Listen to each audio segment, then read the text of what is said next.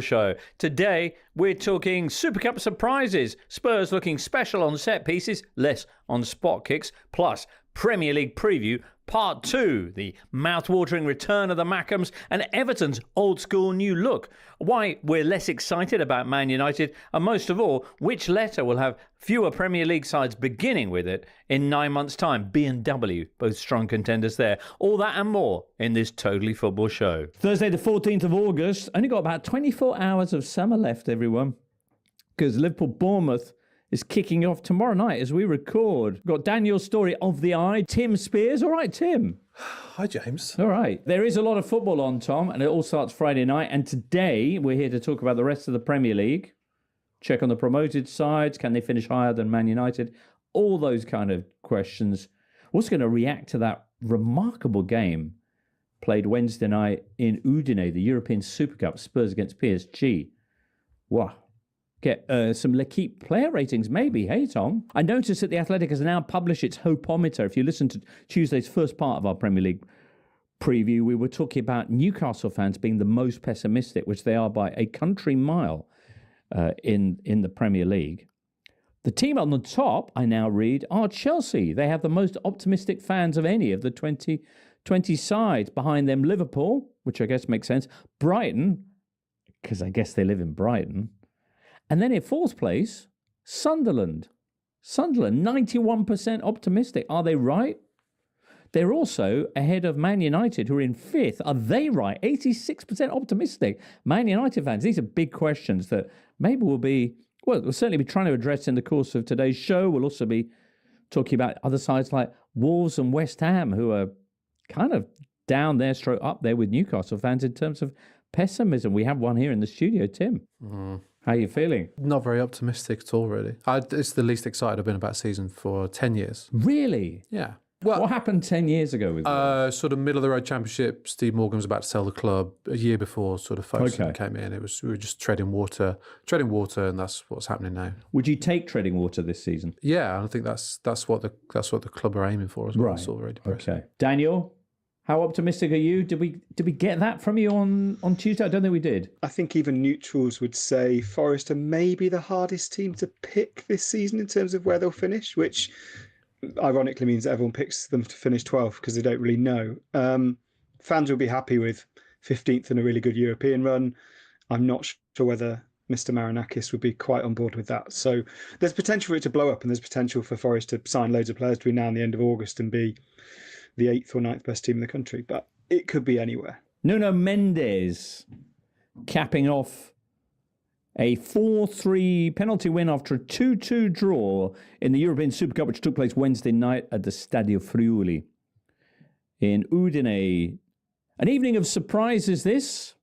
Firstly, because I'd forgotten entirely about Richarlison.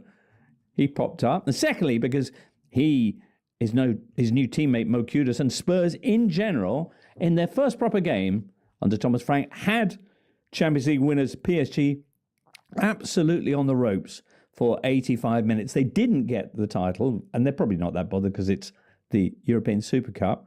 But so many positives to take away from this performance. Loads and loads of positives. I think the fact that Thomas Frank has made the defence better organised with a lower defensive line and better at both defending and attacking set pieces is of absolutely no surprise to anyone. But it was pronounced how quickly that's happened.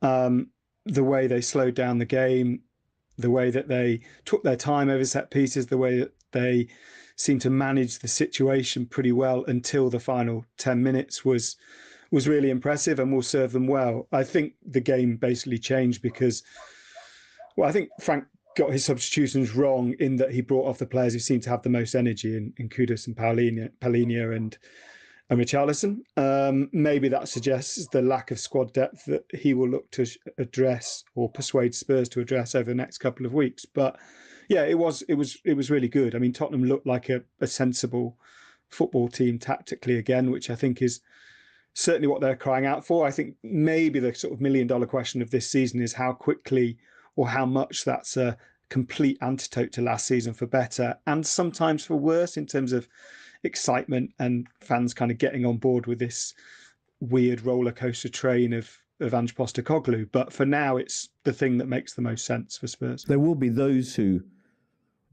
observing the fact that they were 2-0 up against Champions League winners PSG until the 85th minute and then blew it, will be reaching for the word Spursy, Tim. Yeah, but so much has changed, like Daniel said. The fact that Thomas Frank had a game plan for one specific match. I know Postecoglou sort of did do that a bit towards the end of the season, but otherwise Postecoglou had a plan for the season and didn't bother with tactics. So to see Frank, with sort of 3-5-2, set pieces, Daniel says, the breaks, utilising the wing backs, I thought were pretty good. And yeah, the subs were an issue. I mean, Tell's contribution was pretty much as bad as it gets. The numbers back that up, which are 8 touches, lost possession 4 times, no shots, gave 2 fouls away, completed 0 out of 3 dribbles and won 0 out of 4 ground duels. And his penalty. But he did win 1 header. So, swings and roundabouts. But otherwise, I thought, if those subs had started the game, then maybe we would have seen a different result because none of them really contribute too much. But obviously, far more positives than negatives for Spurs. Paris Saint-Germain breaking their losing streak against London clubs, which must be a relief. What they didn't look themselves, Tom. Was that because they've only just come back from their summer break? I think there's a recognition that Tottenham played very well, and that, as Daniel and Tim were saying, set their stall out very well, clogged up the middle of the pitch, blocked PSG's fullbacks from getting forward with the wing-backs. But I think the main feeling in France was that PSG looked like a team playing their first pre-season game, which is exactly what they were. They had a handful of days off after the end of last season, flew straight out to the States for the Club World Cup, made it all the way to the final, playing with pretty much the same starting 11 in almost every game, then had 3 weeks holiday. And now they're back. They've had no pre-season. They've had 1 week of training. And you could see that. I think in the first half in particular, that the snap in the tackle that we came to associate with PSG last season wasn't there. The technical fluidity, the kind of confidence on the ball, a number of technical errors. They were miles off the levels that they hit last season and at times in the Club World Cup. And on top of that, the brand new goalkeeper basically chucks one in his own net early in the second half. So the fact that they managed to, equalise late in the game, I think the substitutes made a huge impact. Lee Kang-in obviously got the first goal. Gonzalo Ramos with the equaliser in stoppage time. It felt like the changes that their entrances prompted were also beneficial, with Ousmane Dembele going out to the right. And then they win the penalty shootout. And this is a trophy that no other French club have ever won. Last time PSG played in the European Super Cup, they lost 9-2 on aggregate to Juventus. And PSG are a club who don't have great European pedigree. So winning a trophy like this is meaningful. And also, I think had they lost off the back of losing against Chelsea in the Club World Cup final, would have been a pretty underwhelming start to the new season. So Indeed. A lot of relief as well. Next season, the Super Cup will be an 8-team affair played in Saudi. Double-legged ties. To be fair, that's exactly what the Spanish and the Italians have done with their domestic Super Cup. It's not 8, but 4 teams. But, I mean, madness, isn't it? Donnarumma, Tom? Okay. How much did that... certainly the build-up to the game seemed to be totally dominated by... to what to most people is a pretty harsh bit of truth-telling by Luis Enrique to his Champions League hero goalkeeper.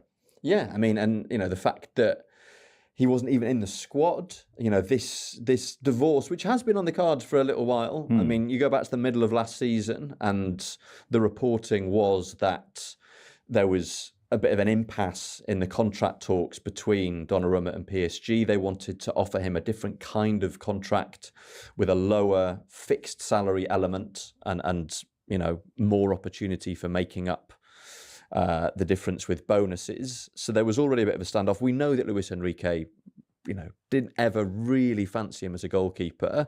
Lucas Chevalier ticks a lot more of the boxes, primarily in terms of, being a lot better with the ball at his feet. But Donnarumma was one of the heroes of last season. I mean, you take Donnarumma out of that Champions League campaign, PSG you probably don't even get to the quarterfinals. I mean, he was so instrumental.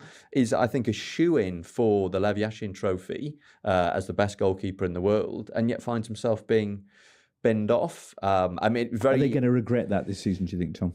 I mean, it depends how quickly Luc Chevalier finds his feet, and his development so far has been extremely linear. He's a very cool-headed, very unflappable goalkeeper who tends not to make many mistakes. It's just kind of unfortunate that he did make a fairly glaring mistake in his first game, but I think as long as he's able to handle all the attention, he should enable PSG to play even more of the kind of football that Luis Enrique wants to see.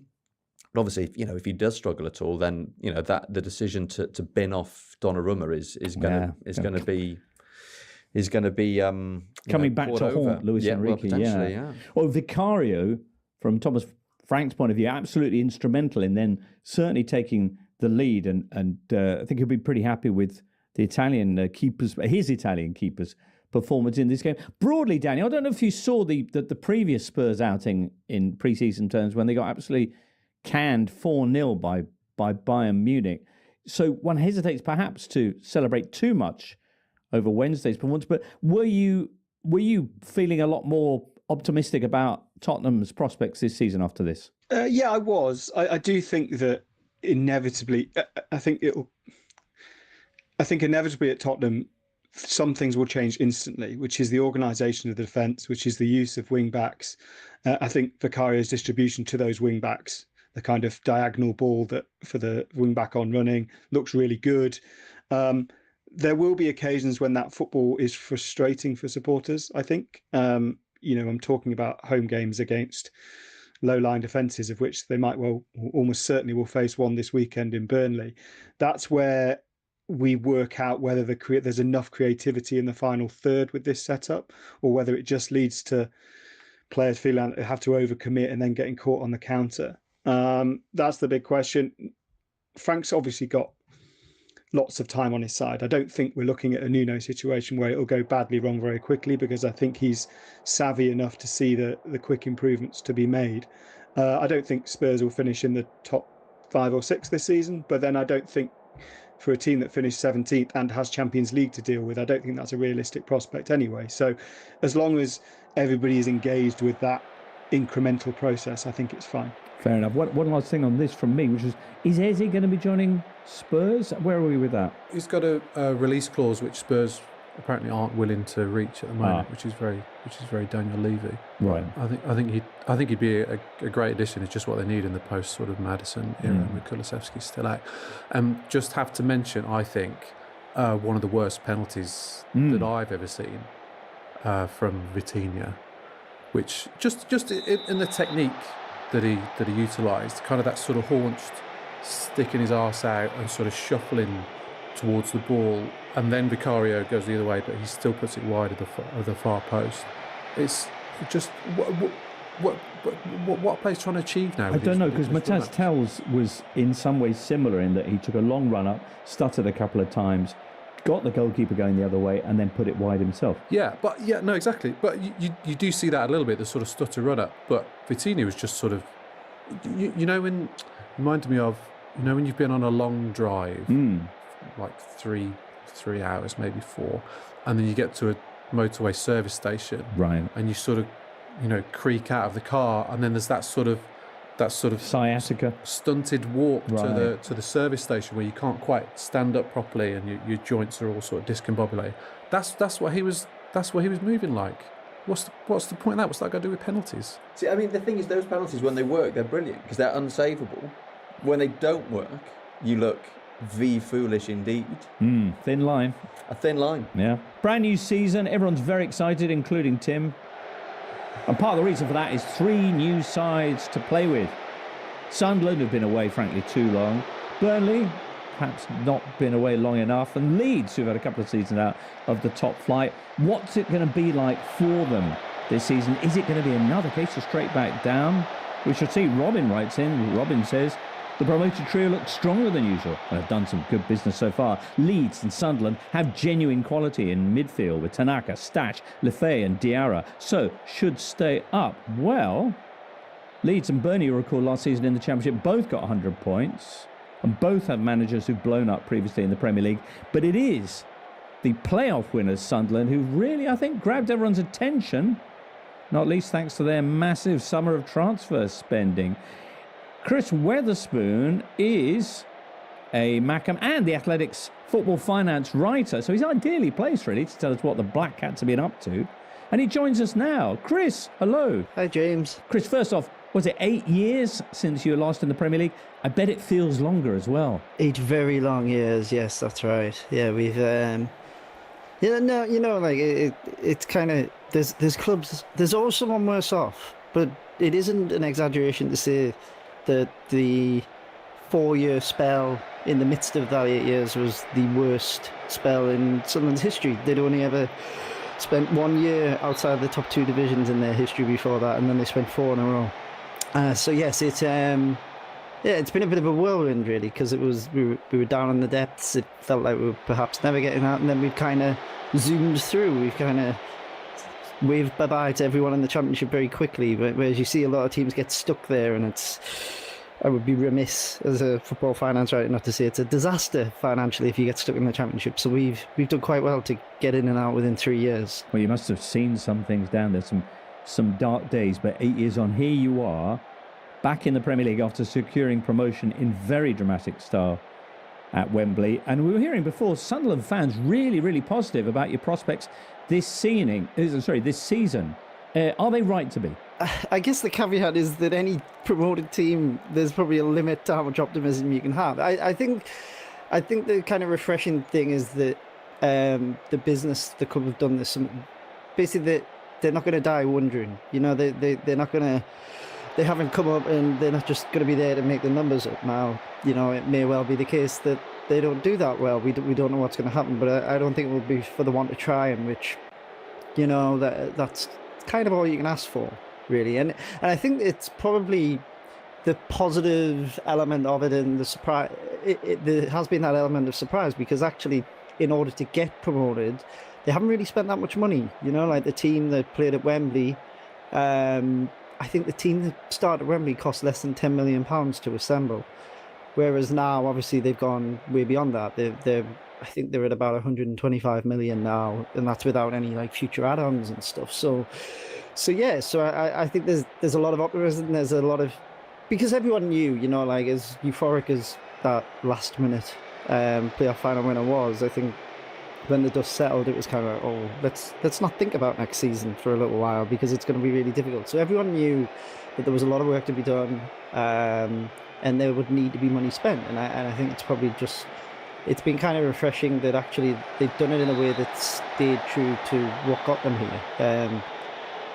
They've spent money on Granit Xhaka, and they've spent money on a new centre half who's 28 years old. But other than that, it's all been on young players, which is what they'd spent money on previously. So they've ramped up how much they're spending, but they've also stayed true to what they were doing previously. So I think cautious optimism. Okay. How did Granit Xhaka come about? Who convinced him to head to the Stadium of Light? I think it depends who you believe, really. I think the ownership and like the football hierarchy at the club kind of have a vision about how they want to do things and how they want to play. And I get the feeling with Xhaka, they've probably pitched it as, look, like you can come and you'll be in a really significant like leadership position. Like actually, just this morning, Thursday morning, they've announced him as the new captain. Just a bit of a kick in the teeth for the last captain who did a pretty good job and got them promoted. But yes, so I think they've really, he's kind of like, he's the fulcrum. He's going to be the guy who everyone looks to, both on and off the pitch. And I think, you know, it's, I think anything we know about Granit Xhaka is he likes a challenge, both literally and metaphorically. And I think he's going to get both on the side. Robin Roofs, if that's how to pronounce, the new goalkeeper who's highly rated. Simon Adingra from Brighton, who sounds very exciting. Mark Gui from Chelsea. Tom, somebody you might be able to tell us a bit more about. Habib Diarra from Strasbourg, who's going to line up possibly alongside Granit in what looks like a pretty excellent midfield. Yeah, very exciting, very attack-minded number 8, I suppose. Someone who carries the ball really well, tends to pick it up in deep positions and kind of power into opposition territory. He's got an eye for goals. Won the goals for Senegal in their friendly win over England in the summer. And, I mean, like a lot of the players at Strasbourg, looked like he was destined for bigger and better things, and looks like the kind of player who is well suited to Premier League football. Magnificent. All right, so loads of positives. What's the big fear then, Chris? Doing a Southampton. Is that the vernacular? Yeah, I think the concern really is actually Sunderland got pretty favourable opening fixtures, as favourable as you could hope to get as a promoted side. Right, West Ham this weekend.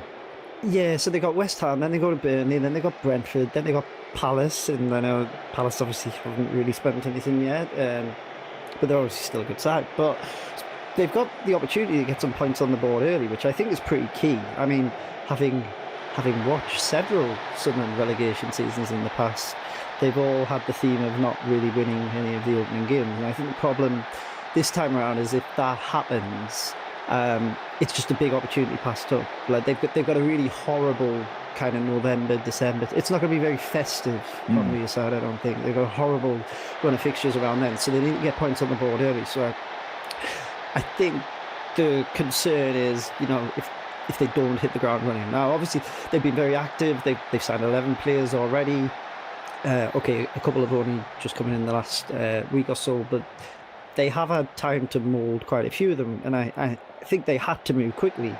Not least because obviously they were the last team to get promoted, so they had a shorter window anyway. But I think that probably feeds into the positivity thing, that they appear to have had a clear plan and they've gone and acted on it. But I do think the concern is they need to hit the ground running in, because we've seen it with promoted clubs in the last couple of years. Like once you get behind, it's very, very difficult to catch up. One of those December fixtures, of course, the visit of Newcastle to the Stadium of Light. Woof. Looking forward to that one, Chris. Not too sure about that. See, I've got quite a lot of Newcastle supporting friends for my sins, and we always get back together at Christmas, and we might have to postpone that one this year. We'll see how it goes. All right.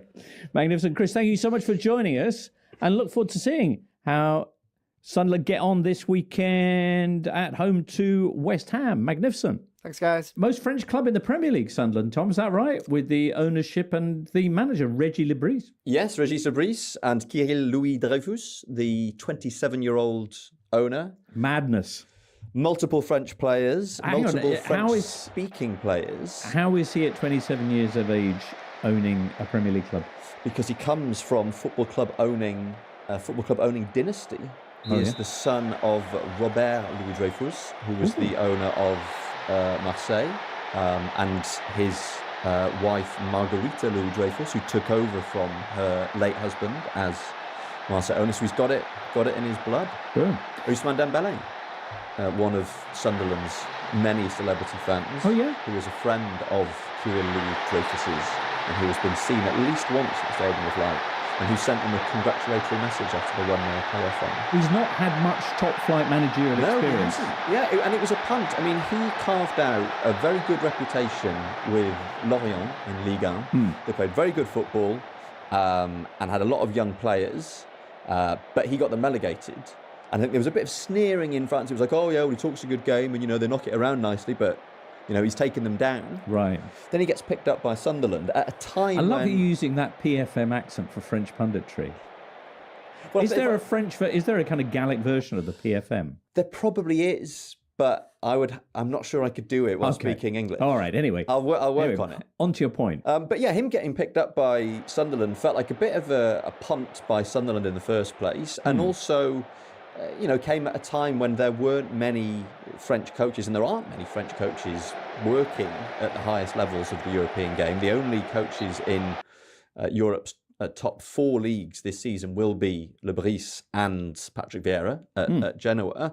But he made a really good impression at Sunderland really quickly, spoke very good English, seemed to get on board with his players very quickly, got a lot of buy-in from them.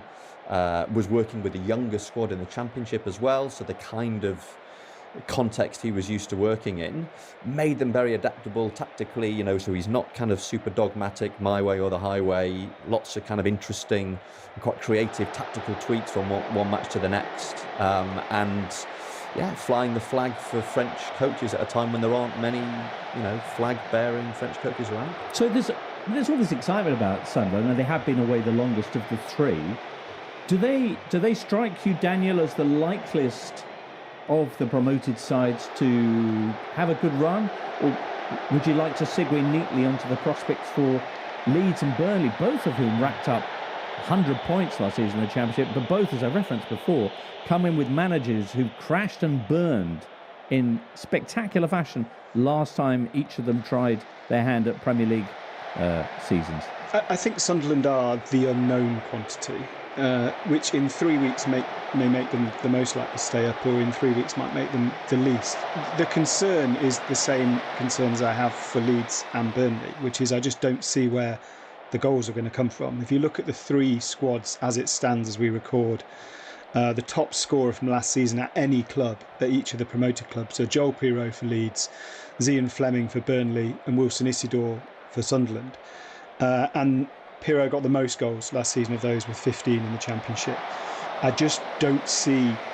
Burnley have signed Armando Broja, Leeds have signed Dominic Calvert-Lewin, Sunderland signed Mark Guiu. I just don't see where the goals are going to come from. So unless one or all or two of them are very good at sharing those goals around and get midfielders to chip in with at least 7 or 8 Premier League goals, then I think it's very hard for them to stay up, because, statement of the obvious, the Premier League attacks are going to be a world above the Championship attacks they faced last season. In the case of Burnley, they conceded a ridiculous 16 goals in 46 Championship games last season, but that's just not going to happen this season. You are going to concede goals, probably history suggests, at a rate of at least 1.5 a game. I think the best defence of the promoted clubs in the last 2 years is Burnley's in 2 years ago, and they conceded 70. So you're having to significantly improve that unless you're going to score 50 goals, and I just don't see at the moment. I know Leeds scored an absolute barrel load in the Championship, but Daniel James was Championship Player of the Year last year, and we've already seen him in the Premier League. He's exciting and he's good, and I think he has improved, but he was also became quite easy to marshal. I just don't know where the goals are going to come from any of them. Very valid concern. As regards shipping lots of goals in the Premier League, of course, last time Parker was up at Bournemouth, he was famously in charge for that 9-0 defeat to Liverpool, although not for much longer afterwards.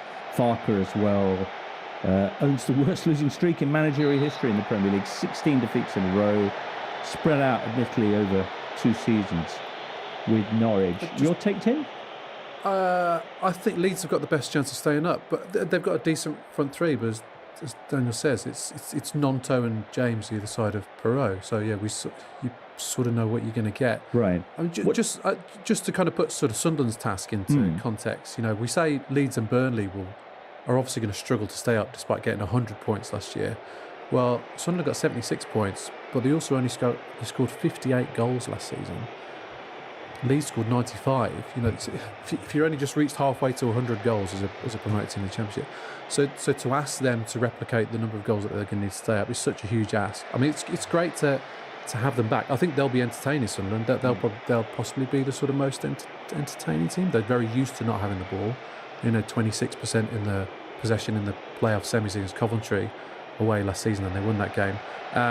But I love. It's great to have Sunderland back as a sort of a spectacle and as a football fan. You know, they sold out for the first game against West Ham in a day. They sold out all the season tickets, sold 100,000 shirts. They're the 9th highest attendances in the country last season in the Championship. They're just a great club to have back in. And if they can kind of channel that every game as an FA Cup final type thing and really have the crowd with them, and enthusiasm is very high in Sunderland at the moment, then they will cause a few surprises. But once that sort of enthusiasm and momentum wears off, I don't see that they have the quality to stay up, unfortunately. It's a great lineup, I think, this season. Just across the board. 3 big historic northern clubs coming up from the Championship, redressing the north-south imbalance that we saw last season. The only thing that I find slightly problematic is I think there are too many teams whose name begins with the letter B. Yes. Bournemouth, Brentford, Brighton, and Burnley. There's What's two. the issue there, Tom? Just too many. Just spread it out a bit. You know, we haven't got any teams whose name begins with the letter, you know. Well, you can pick. Here we go. Really, Daniel. Did you want to come in on that, or perhaps another Two topic? more. Come in with a letter, Daniel. Come on. I'll start with a number. Two more slightly negative points here. First thing is, I understand why people say Leeds and Burnley got 100 points in the Championship, but the last 6 teams to get 90 or more points in the Championship have finished 19th, 20th, 19th, 20th, 18th, 19th. So it doesn't necessarily guarantee you're going to be any good in the Premier League, unfortunately. And I think the other thing is that the money spent is a really good thing, but the money has changed. The numbers have changed on money spent over the last year. Ipswich spent £110 million last season on new players, and it didn't actually make them a good enough team to stay up. And I think Kieran McKenna is an excellent coach. So the odds are still stacked against them. I'm really glad that that fans are optimistic, because the worst thing about the last couple of years is that some of those clubs who have come up have immediately felt like, oh, yeah, we're not even going to really try. We're probably going to go down and we'll take the money. And that's a bit of a shame. I admire that there is optimism. That's definitely better than the alternative. But I hope it doesn't create an expectation, because the odds are still so heavily stacked against those three. This is what pre-season previews are all about, isn't it? Killing optimism with stats. Kicking. Right. That's what we're here for. Looking forward to the season, are you guys? Well, let me give you 7 different statistical reasons why you shouldn't be. Tom, on the subject of letters, I'm intrigued by DC and L, Dominic Calvert-Lewin, and his arrival at Ellen Road on a free. Does that make sense somewhere? It makes sense in that he's Patrick Bamford's very obvious replacement in an injury-prone striker whose best years are behind him. Right. But otherwise, Okay. What about Kyle Walker at Burnley? Are you any happier with that one? yeah, I think that's a really good addition. I mean, they lost a couple of key players from their incredible defence last season. Obviously, James Trafford being one. Yeah, he's probably him and Xhaka are 2 really good additions for promoted teams. And I do like. I think Burnley will do well to learn from their past 2 experiences of relegation, which I think they have.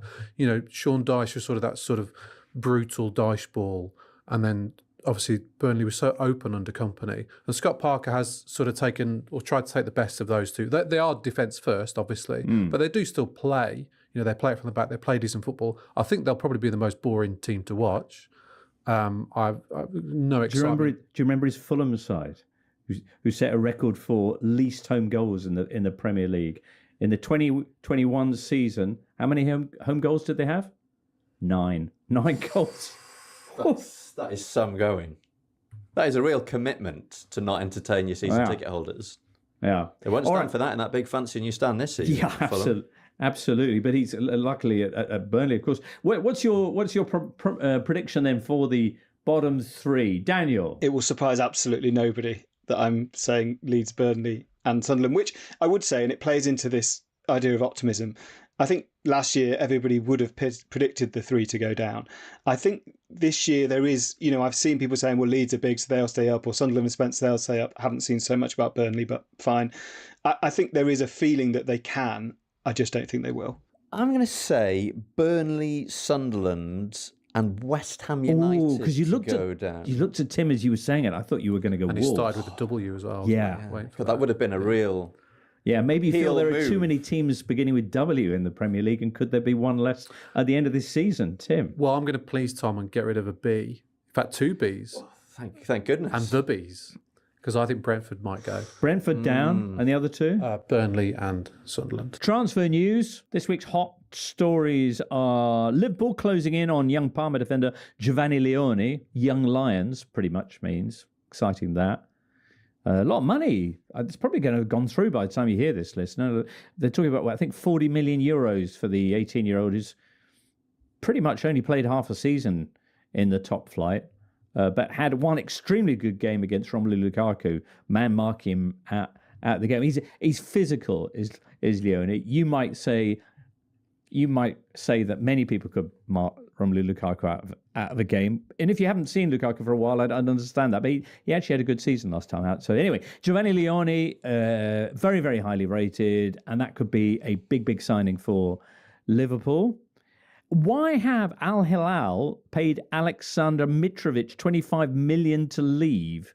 And who should sign him? Pretty much every team should sign him, including his former club Newcastle. I think it'd be a great signing for them, given their desperate need of a striker. Not an Eddie Howe player, obviously. No, but then he does play for a club owned by their owners, and they do really desperately need a striker, and he has played there before, and he has been successful in the Premier League before, and I think he is one of those players who has kept himself towards the top of his game in the Saudi Pro League, which isn't the case with everybody. I think he'd be a great signing for everyone. He just causes nuisance. I think he'd be a brilliant signing for Forest. I think he'd be a brilliant signing for West Ham.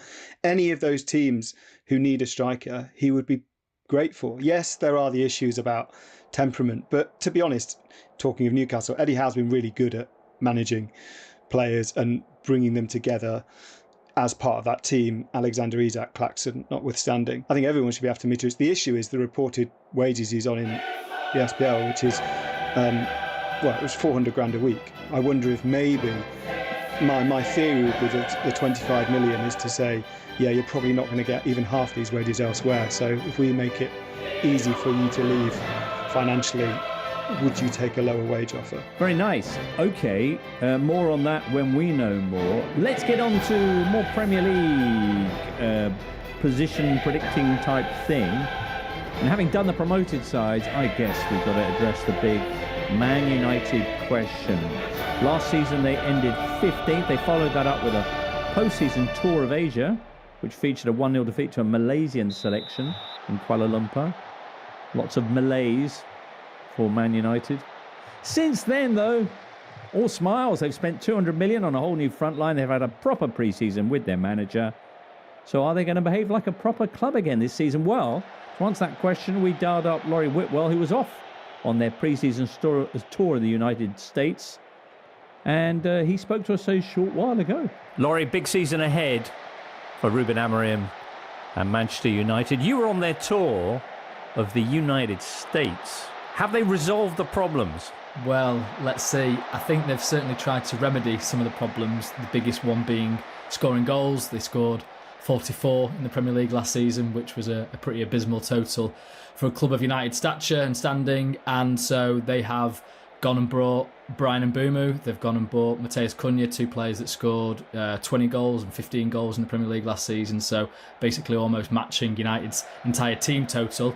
And then added on top Benjamin Sesko, who has been a hot prospect in Europe for several years now. United have looked at him since he was 16, and they brought him to the club now at the age of 22, hoping that he can translate some of that form, some of that promise that he's been showing in Germany across to the English Premier League. So yeah, I think they've tried to remedy it, but equally there's still some issues. Central midfield is one that was a problem last season, maybe even the goalkeeping situation, but they're obviously having discussions with Carlos Baleba at the moment to see if that can be a signing that sorts that situation out. Okay, so a bunch of money spent up front, but we're here in mid-August still with Onana in goals, still with Casemiro lining up alongside Bruno in midfield, a bunch of players in a bomb squad who were meant to be on their way, and one or two with other issues as well, possibly at the back.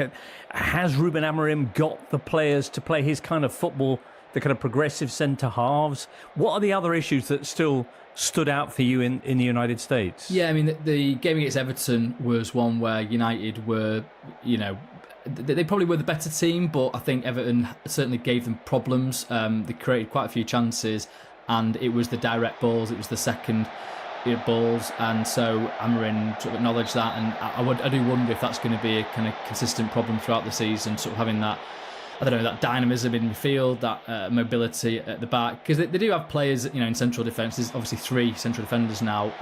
They can play a fullback in there. Mazraoui's played there, or Dalot maybe. Luke Shaw's been playing there as a left-sided centre half.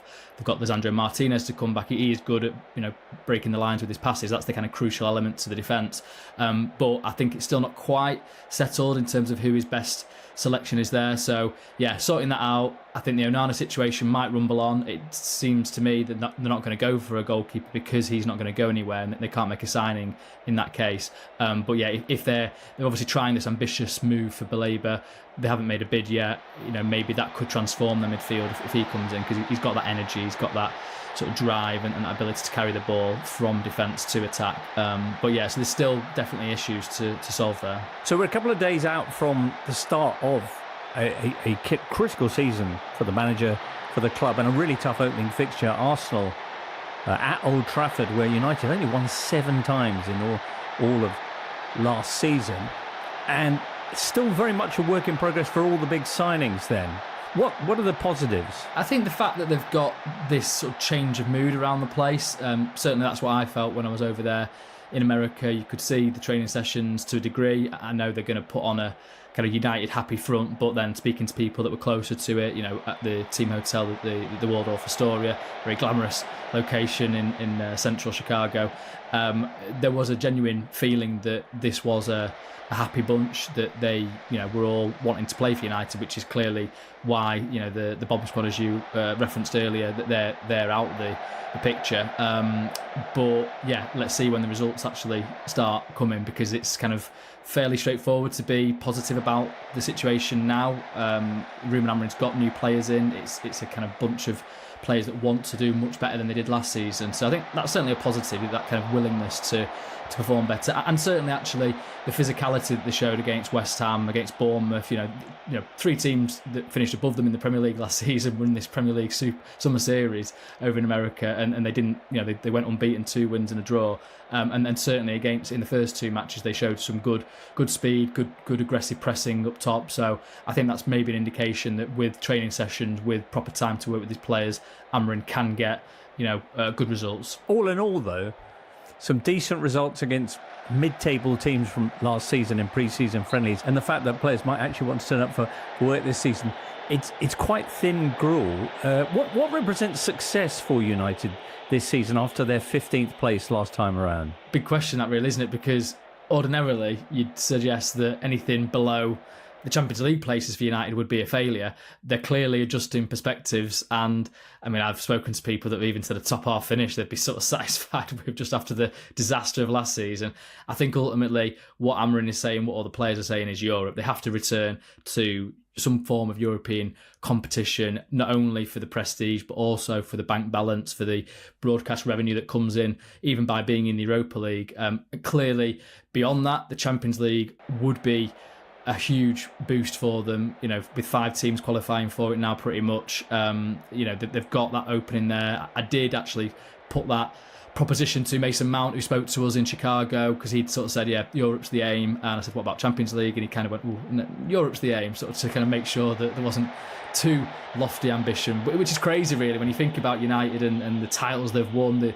Obviously under Sir Alex Ferguson, they never finished below 3rd, and they were kind of always in the title hunt. So for them to kind of now be talking as if 7th or 6th would be good enough, it does show the change in perspective. But I suppose if United really are adamant about sticking with Ruben Amorim and making this system, making this football structure work, they will probably have to experience more pain to get there. So not back yet, Laurie, that's the verdict. Certainly, yeah. I mean, I'm withholding all judgment on United, because I've seen this story before where I've thought, even under Erik ten Hag, when they finished 3rd, you sort of thought, okay, they're building something here, and then disaster strikes and then they finish 8th. 8th this season, people might be happy with, and that was what obviously brought everyone to point fingers at Erik ten Hag and say he was so fortunate to survive after the FA Cup final victory. So yeah, I think certainly not back yet. We'll wait until they've played some matches in real competition first. Thank you so much, Laurie. Nice one. Cheers, guys. Laurie Whitwell. Daniel, what do you think? Are the Manchester United days over? Yeah, to an extent, I think. I don't think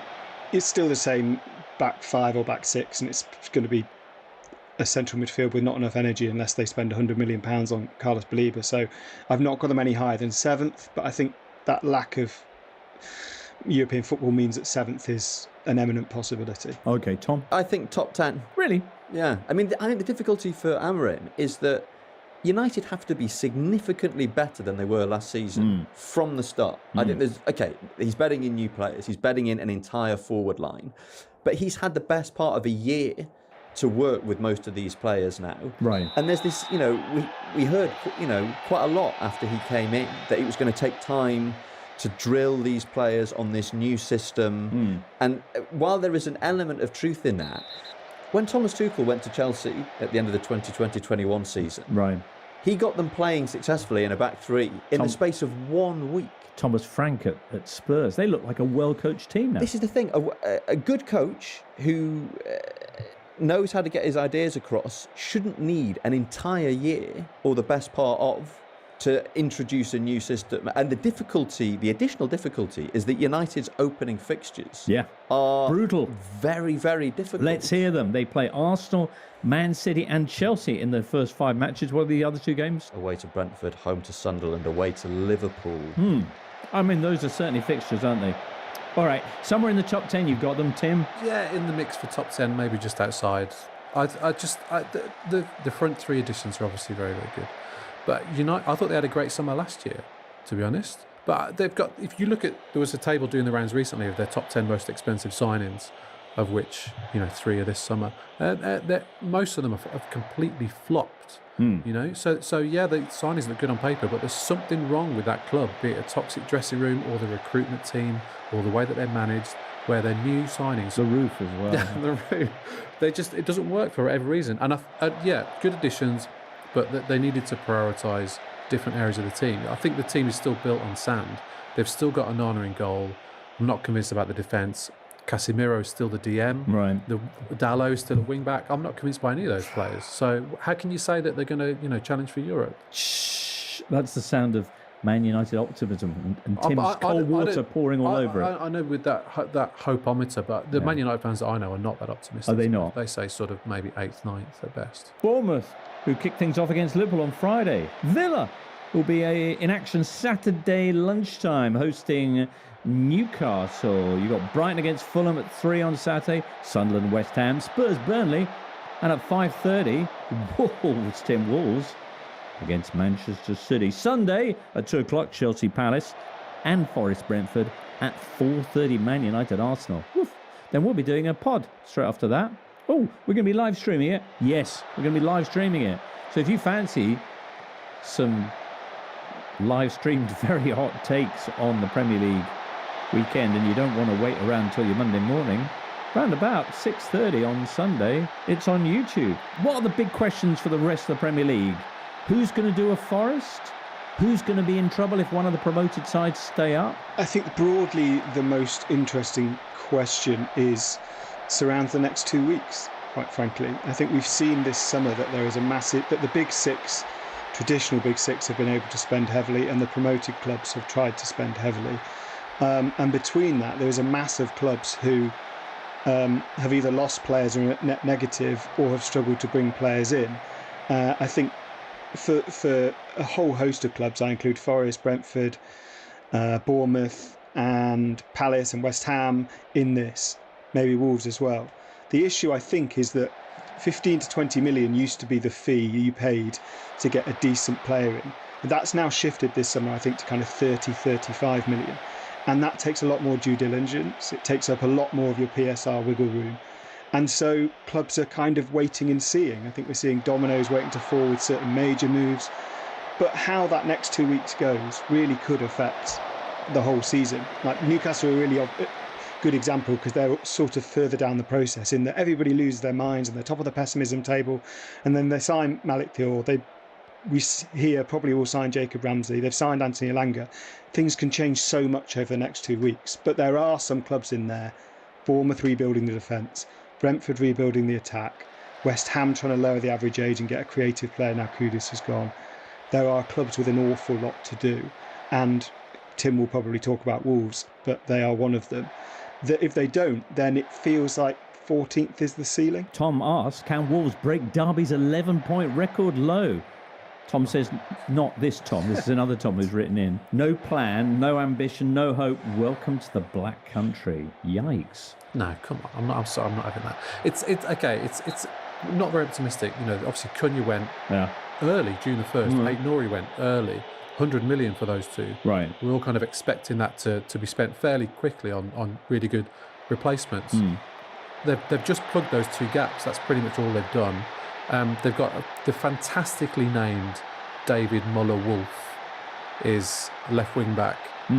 He's also got a wolf tattoo. Brilliant. And he sort of was joking around a couple of years ago that Wolves would be a good team for him to join. It's just great. It's right. It fits. But Yeah. is he going to play with Wolf on the back of his shirt? I did a bit of research on this yesterday, and at his previous clubs, I think he wore Muller Wolf.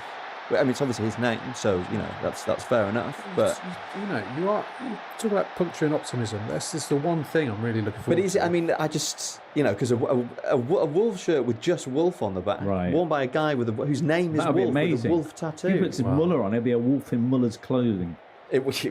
Right. He would be the first Wolf, with an E on the end, to play for Wolves since John de Wolf 30 years ago. Yeah, what a guy. Yeah, great guy. Real cool hero he was. I had the pleasure of interviewing him a couple of years ago in Amsterdam in 2019. He had the long hair, the goatee, the long throws, the Wolf name. All right. He was great fun. So yeah, they've also talking of fun. They've signed John Arias as well. John Arias, spelt in a challenging fashion. Yeah, he is. He's tripped up a few people already with his John spelling. But yeah, he'll be fun. But if you look at he's 27. If you look at his career history in Brazil, he's not going to put up the kind of numbers that Mateus Cunha did last season. Okay. So there are issues there. He looked great in the Club World Cup. He did. He did. I think he'll be good fun. He'll be entertaining. But I think Wolves should stay up because the spine of their team would walk into any of the newly promoted teams. For example, Jose Sarr in goal, Agbadou, who's one of the better defenders of the second half of last season in the Premier League. Still got João Gomez and Andre in midfield, two excellent Brazilian midfielders, and Jürgen Strand Larsen up front, who scored 14 goals last year. And as Daniel's pointed out, are any of the newly promoted teams going to have a striker anywhere near that sort of goal ratio? So I think Wolves will stay up, but that's their only ambition, it also feels to me at the moment. And when you're circling the drain and you're only aiming for sort of 15th maximum, then you will go at some point, but I don't think it'll be this year. Okay. Ander asks, what are Everton? David Moyes, Big Ladney, Barry up front, one of the best players among the non-European sides in Iliman and Jai, a new stadium, yet they still feel kind of iffy overall, says Ander, who possibly wrote this before Jack Grealish rocked up. Are they bottom five fodder?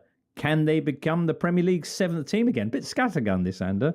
What? He finishes off with just what? What is an Everton? I think Everton could have a good season. Are they the side you're most excited to see this opening weekend? I wouldn't go that far, Jack. I think they are for me. I mean, Grealish. Yeah, I mean, for fans of players who play with their socks rolled down and in for an absolute treat at Hill Dickinson Stadium this season. So you got Grealish and Iliman and Diaye and Kiernan Dewsbury Hall.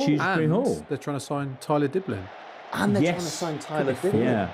Ultimate, it's like, okay, we're taking a big step into the future with a shiny new stadium. Yeah. But we haven't forgotten where we've come from. We're signing players who play with their socks rolled down. I like it. Who Everton playing this weekend? They are at Leeds Monday night, and then home to Brighton a week Sunday for the first game at the new stadium. But look, David Moyes had a huge impact last season.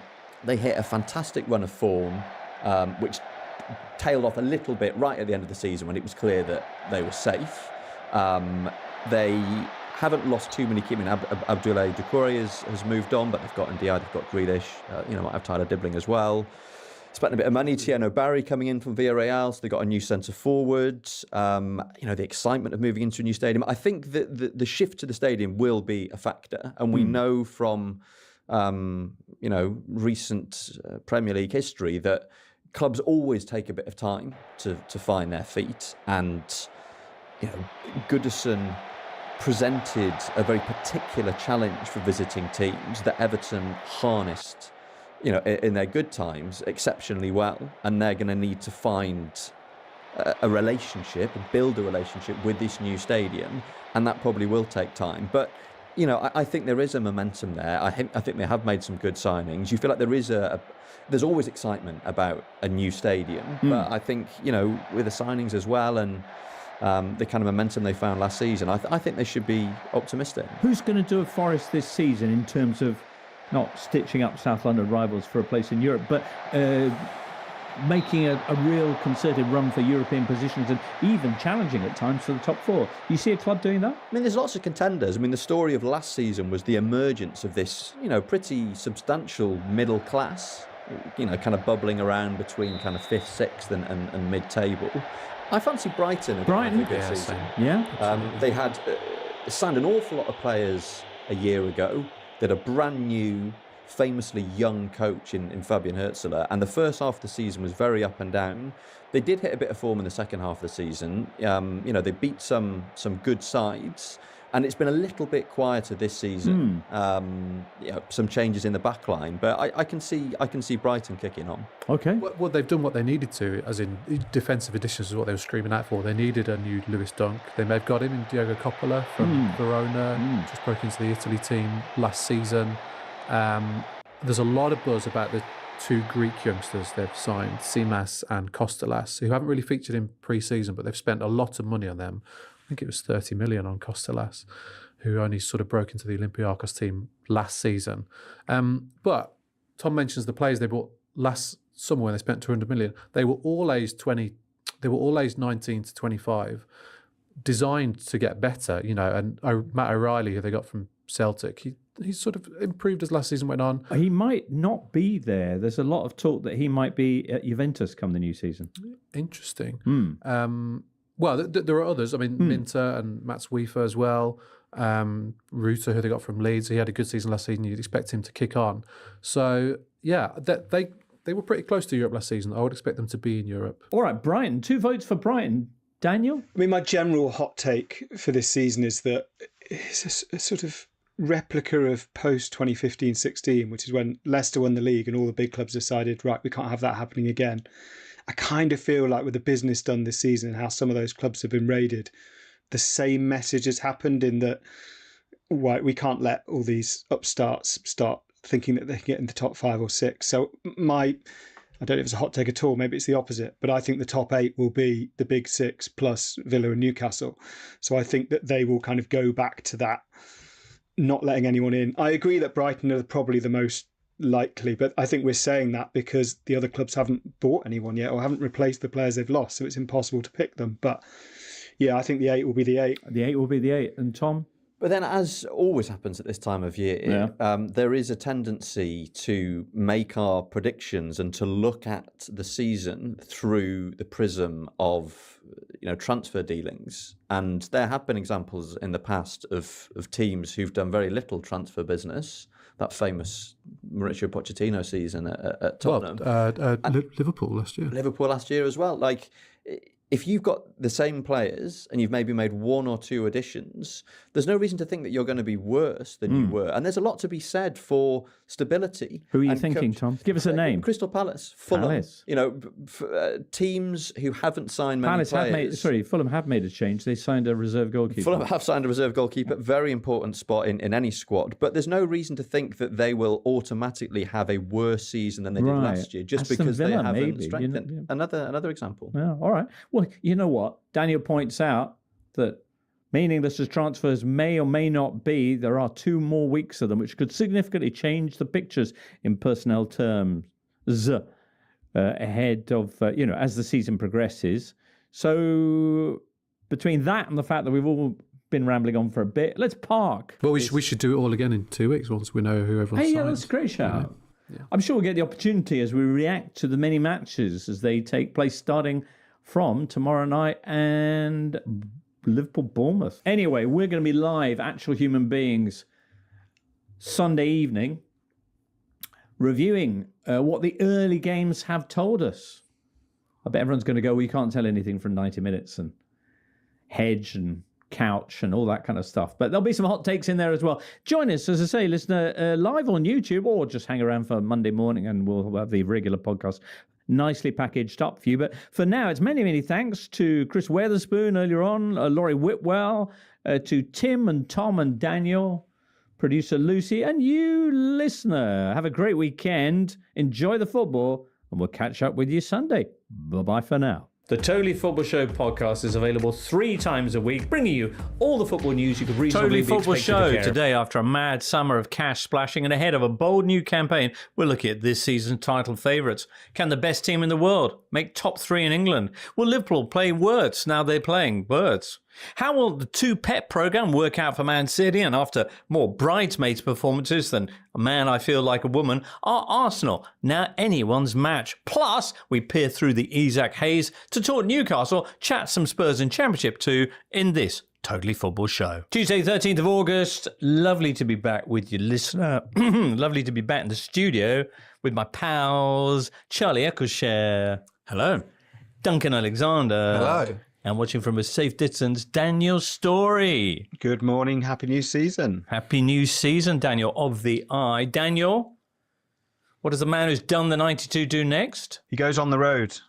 He notes that 60 games is quite a lot fewer than 92, and he does 60 long reads around England and Scotland and Europe and anywhere else. I like it. Was that from your editor or from Mrs. Story? That was Bit of both. from me. Mrs. Story would be both offended at being called Mrs. Story, I think, and be offended at the notion that she didn't want me away for 92 games. She was fine last season. Excellent. Well, there's so much to look forward to this summer, not least your On the Road. What's the catchy title for it? Yeah, on the road, yeah. Has that been used before? Anyway. Almost certainly 150 times, yes. Anyway, so much to look forward to in this new season. Loads of new faces. Crazy summer of spending. Not sure what the kind of total figure is so far on Premier League's outlay, but I'm thinking it's going to be mad. Of all the players coming in or young faces breaking through, which ones have got you most excited, Duncan Alexander? I mean, there's so many. I enjoyed seeing Florian Wirtz in the Community Shield. Indeed. Darting around, playing balls where you're like, oh, didn't know you could pass like that. That's good. I'm pretty excited about the prospect of Sesko versus Gyökeres on the opening weekend. Ooh. Just a narrative Classico to kick the season off. Obviously, Sesko might start on the bench. But yeah, I mean, that's going to be very much a here's what you could have bought scenario. But yeah, I mean, I think it's been notable, isn't it, that pretty much every club, bar maybe Fulham, and some Spurs fans would also raise their hands, but everyone's splashed out. And yeah, it's no matter how jaded you feel in May, when August rolls around, the excitement mounts. Shuffle the deck. We're ready for a fresh hand of action, Charlie. Yeah, those were some of the ones I was going to say as well. I mean, Ekitike was at Liverpool, but definitely having a guy like Wirtz come in for that amount of money, just buying a seemingly ready-made start and have it. I mean, like, I think the most exciting thing about transfers is always a number 9, the kind of, will they score in their debut? And, you know, this feels like a big summer for number 9s. I'm curious to see how Trent does at Real Madrid. Yeah. Sort of an opposite one of these. And Zubimendi looks like being quite a player. Perhaps narrative changing at Arsenal. I'm pretty pumped to have a look at Grealish, Jack Grealish at Everton, as well as all the names you mentioned. Esteval lining up for Chelsea after his banging goal against them in the Club World Cup. Daniel, if you're still talking to me, who are you most looking forward to seeing? I'm looking forward to seeing Morgan White. Morgan White after he signed Like a new Spurs signing? in July. That was good. And the shamelessly hipster answer is Maxim de Kuyper, new Brighton left back. Oh. Looks really, really kind of exactly what you'd imagine a Brighton left back to look like flying at the pitch and flying back. They've obviously loaned out, or got rid of Purvis Estupiñán to Milan, I think. Yep. So yeah, he's going to start, and he looks like one of those players that in 3 months' time Chelsea will try and work out why they haven't already paid £60 million. I was going to say, how long till he's downing tools to get that Chelsea move? Yeah. Well, Good luck to him. Speaking of downing tools, of course, the build-up to the new season very much dominated by the tale of one man and his desire to break free of that gilded prison up on Tyneside. We'll come to that very, very shortly, but the bulk of today's show, the plan is that we're going to be looking at, as we start our Premier League preview, we're looking at the contenders for the number 1 slot, the big 4, if you will, which I've kind of got down as Liverpool, because they're the champions, Chelsea, because they're the world champions, Man City, because Man City, and Arsenal, because I will not learn. No Man United in there, which I know based on last season's result is not a surprise, but because it's Man United, there's still a bit of a twitch thinking, ooh. And no Europe. And I know Europe. Signed a load of players. So The no Europe thing is just ever since Leicester. Yeah. Well, I was consecutive seasons, Napoli. wasn't it? Because Chelsea did it. Chelsea then won the Premier League in 2017 without Europe. Yeah. I mean, I do think more than ever now that does make a massive difference. Like when No, you're talking Europe. about when you're talking about eight game In group football, stages. as in the country. Get the players on the grass and they learn Yeah. so much. They learn more on midweek days than weekends. Scientifically proven. Daniel, should we have included United as opposed to holding them back to our second preview show? Actually, to draw in the listeners for that, because they're always a bit of a... What? I don't want to be all Harry hot take, but I don't think Manchester United will win the Premier League. They seem to me to have bought sort of luxury items when they still have the need for... I mean, it's still the same defence, goalkeeper and central midfield is my point. And we should probably point out that Cunha and Bremo were the two big overperformers on XG last year, and Sesko did not exactly rip up the goal-scoring charts in Germany. Now, that doesn't really mean that much because, they might all click and it might be lovely, but yeah, I think they're very much a wait and see how they start. Wait and see until Thursday. I've got them down as when in our second preview show, we'll go deep on Man United. We're also today going to be looking at the other two teams who did make the Champions League, one of whom is Spurs, courtesy of that Europa League victory. The other one is Newcastle, who I read in The Athletic, their fans have won this season's prize as the most pessimistic ahead of the new campaign. This ties in largely with the story we were just referencing, Alexander Isak's desire to do one. There's been fresh talk of that this morning, Tuesday, as we record. So let's begin today by quickly wrapping up with George Corkin, live from Tyneside, what exactly the situation is with Alexander Isak and whether he will end up giving the Magpies the bird. George Corkin joins us now. Let me tell you, I'm loving life. Excellent. Newcastle top of the table, I read. Top of the pessimism table. It's top of the pessimism table, but yeah, that's a very optimistic way of looking at pessimism, yeah. Are fans right, Newcastle fans that is, are they right to be so concerned about the season ahead? I mean, it's a very interesting one, isn't it? I mean, as someone who's watched Newcastle all my life, and as someone of a certain age, I'd always thought about winning something, that being the sort of the final goal. They did it a few months ago, and so bigger picture, I don't really care anymore. But I don't suppose that's like the answer you want to. I mean, it has been, it's been a very weird summer. For the first time, after 3 transfer windows without bringing in a first-team ready player, they had money to spend. They're trophy winners. They're in the Champions League for the second time in 3 seasons. They've got a fantastic coach. They've got a fantastic team in the old-fashioned sense of the word. They've got some great players. There was a lot to look forward to, but it's been a real mess. There've been a host of rejections from their sort of top targets. They haven't got a sporting director. They haven't got a CEO in place. And, hanging over all of it has been Alexander Isak. So, I mean, the big picture stuff that I said at the top in terms of, having a good platform to attack this season does remain the case. And if they bring in another couple of players before the end of the window, which I'm sure they will do, they could still go on and have a good season. But it does feel like a sort of crossroads moment for the club, I would say. And a crossroads moment for Isak, as you reference. Where do you think we're going to be in 2 weeks' time on him? I wish I could say. It's one of those sagas that has a multiple of truths and very few facts. So if you speak to the club, he's not for sale, or to put that a different way, a valuation of £150 million. And they would need big replacements to come in as the days move on. That gets less and less likely.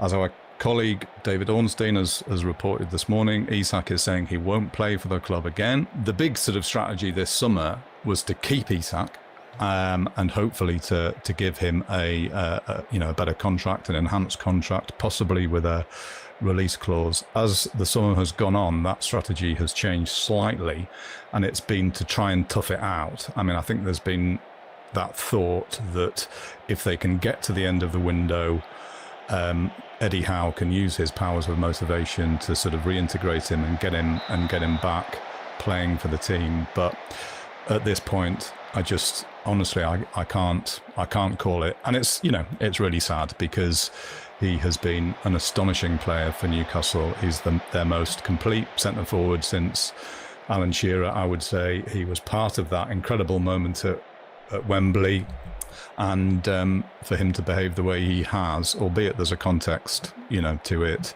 has just been really disappointing. The thing I don't really understand with this is that what leverage does Isak have?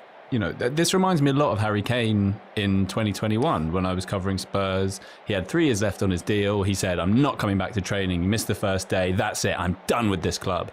And Spurs are like, okay, well, City need to come in with a huge offer. If they do, maybe we'll think about it. But you're our player. You're under contract for 3 more years. You're not going.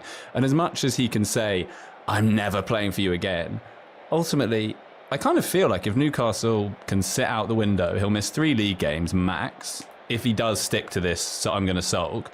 And then what does he do? He'll get bored and he'll play again and everyone will kind of forget about it. I know this feels huge and epochal and like, oh, this is the biggest thing ever. But Suarez was the same with Liverpool. He was like, I'm never playing for you again. Well, guess what? He did, and he had his best season ever with them. Kane stayed for 2 more years, was brilliant. I know it's like awful when your best player's doing this, but I just don't really see what he can do. Newcastle hold all the power here. He's got 3 more years on his deal. If he stays 1 more year, gives them a great year, they can then sell him next year and they'll still get huge money. Like, I don't know, it feels very... It's another tough summer for gentlemen's agreement. Yeah, but he doesn't really... he's got no leverage. I totally agree. Yeah, I totally agree with you, Charlie, and I think that's what Newcastle would hope. And obviously, you can say you're not going to play again, but then, oh look, here come the Champions League fixtures. This is absolutely the platform that Isak would want. There's a World Cup at the end of it. There's that to play for. So, sort of logically, absolutely, what you say there is correct, and I'm sure that's what kind of Newcastle are hoping for. In the present, though, it's very, very toxic. And, sure, yeah. To have somebody training apart from the first team as he has been, that sort of thing can be a dressing room killer. And you're talking about something bigger than one player. And I think, again, to look at it from a purely Newcastle perspective, this is the second summer in a row where there has been huge flux, at the top of the club, but then also around the dressing room. So you go back 12 months and it was Anthony Gordon who'd had his head turned by Liverpool. Ultimately, that didn't lead to anything, and ultimately Howe brought the dressing room back round. But the first half of last season, it gets forgotten now because of how it ended up, but the first half of last season was a real struggle, and he had a dressing room. I don't want to say it was disunited, but there were rumblings in the dressing room. There were some players who were disaffected, and it took a massive effort to turn it around. And you can never say with any certainty how a season will go. So yes, Isak, can and could be reintegrated, but there's no guarantee that it leaves Newcastle facing a good season. And the options to bring in, should he leave, are getting fewer and fewer of the ones that were on Newcastle's list, I imagine.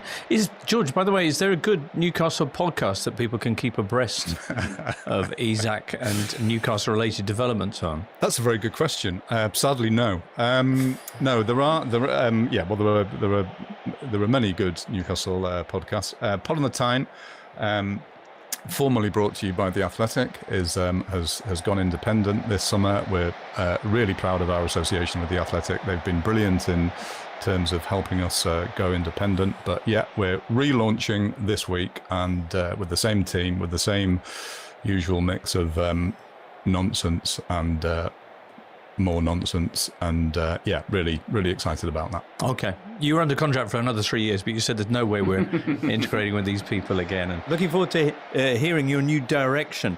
The good news. Let's talk about the good news for Newcastle. The trophy drought is over.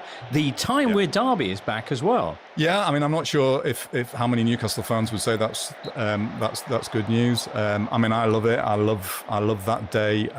It's just it's unique. It's different to anything else. It's different to any other. I'm not saying it's unique in the world of football. It's certainly unique to our part of the world, though. There is just that feeling of heaviness around the day, of meaning. In the past, it's been horrible in the sense that it's been one club dragging the other one down, usually. My dream has always been that it could be 2 clubs lifting each other up and competing for things at the top of the table. Obviously, it's going to be very tough for Sunderland, although they've done They've done a lot of business in the window, so see how that pans out. But yeah, I can't wait. Those fixtures are what it's all about. Newcastle supporters topping the Athletics Pessimism League. Where do you stand? Are you cautiously optimistic? Where would you forecast Newcastle's season going? I don't want to make it all about me. I mean, I do, obviously, but when I was at the Times, I used to call myself a chronicler of misery because North East football was so sort of bad at the time. What I didn't know was that my bosses, my colleagues at the Times, actually called me the Pope of Mope. Which I found out about after I left to join the Athletic, and I kind of love that. So this is my natural habitat. This is me at my very best. I mean, I don't want joy, being good, as this summer has shown, being good is vastly overrated. It's really quite difficult. So, just give me misery. I think, to be serious, they do have a great team and they have a great coach. I think if they can get to 6th or above, then I think in these circumstances that would be a terrific season. George, look forward to hearing you on Pod on the Giant, and hopefully from time to time with us here on Totally Football Show, and enjoy what's set to be a busy week or two in the meanwhile. Thank you. Well, from the Pope of Mope to the guys with size. Daniel, what's your take on Isak and his hatred for everything Newcastle related? I do think I know those examples of Kane and Suarez, and you can go back to the kind of the 90s and Van Hooijdonk and Odemwingie literally driving to a different club and all that stuff. This one feels slightly different to me, just because I think since then we now increasingly live in the age of a kind of transfer rumour micro update, so that everything that happens is a big story of that day. I think just the amount of briefings and the severity of the briefings and how quickly and how badly this has escalated does feel different. I also think the two fan bases concerned make it different. Newcastle invest a heck of a lot emotionally into players, and they definitely have done with Isak, and rightly so, because they created an environment in which he has developed and flourished and taken them on. And let's face it, they've taken him on as well. They paid a lot of money for someone who was not a guaranteed product when they signed him. And the demand of Liverpool fans initially for this deal to be done, probably more online, I think, than in person, but it just feels like it's kind of this sort of really nasty tidal wave sort of washed over everything. And I do think that makes it different.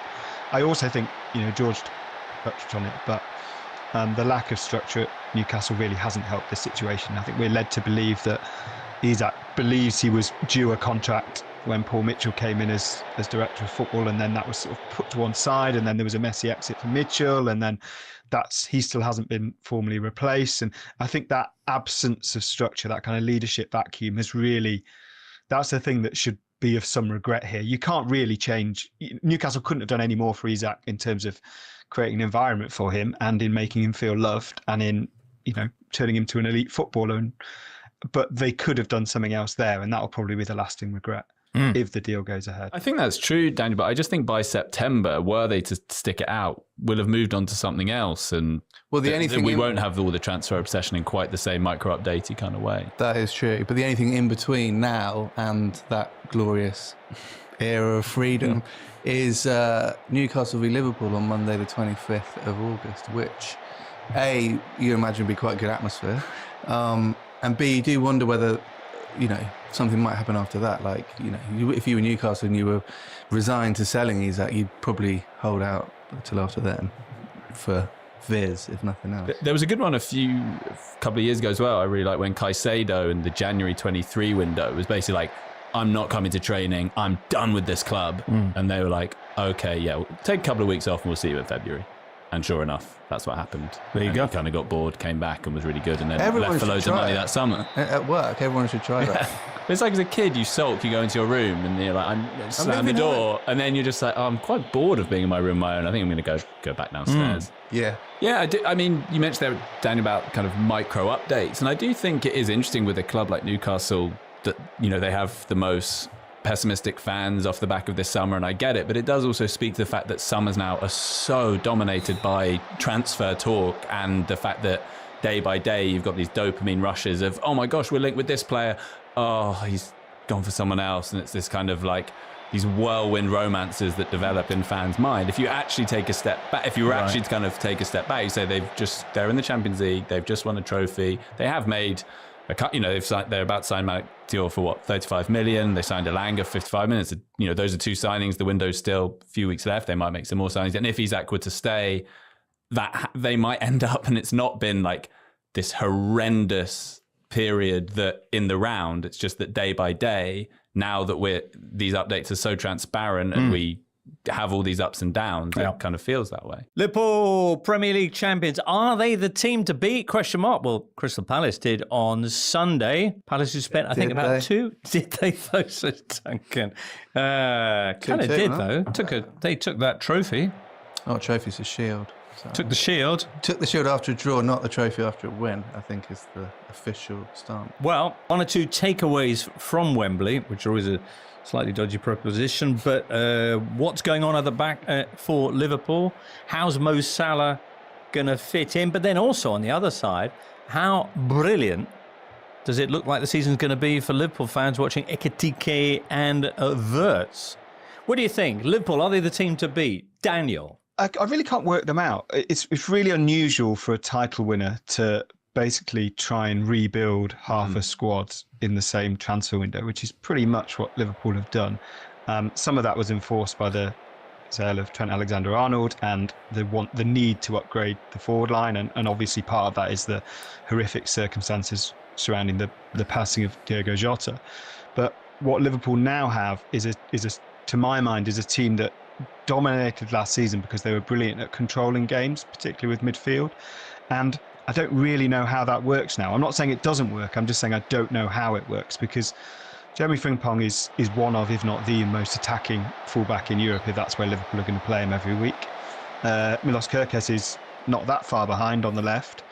And I think it's fair to say that whether they sign Alexander Isak or not now, they will have more of a front three. So if it's Ekitike, Salah and Isak, they are all players who want to stay really high, and they are now trying to integrate Florian Wirtz into a three-man midfield, I guess. And he is a really attacking player as well, and that's what he wants to do. He is also really hard-working, but it's hard to see how that balance remains and how they can control games if the players are playing to their strengths, because I think you basically have 7 outfield players who want to play high up the pitch, and that's really hard to manage. They are still the team to beat, but this is not a case of kind of, to use a Liverpool phrase, we go again. It's not like a business as usual situation. It almost feels like more of a first season for Arne Slot than last season did, which is a bizarre thing to say. Could be slightly overbalancing. Good thing Virgil van Dijk shows no sign of suddenly falling out of form. He always is rusty in pre-season and then it's fine when it starts. I mean, we saw in the Community Shield that, I don't think a midfield of Szoboszlai and Jones is going to stop many teams. So, I mean, Gravenberch obviously was one of their key players last year. He's suspended for the first game, so you'd imagine McAllister will be back in. Has been managed carefully during pre-season. He's had a minor injury. So, I share Daniel's fears, concerns, interest. Delete is applicable. But I do think, just as this time last year, no one really had Liverpool as title winners, I do think everyone has just gone, oh yeah, they're going to win the league.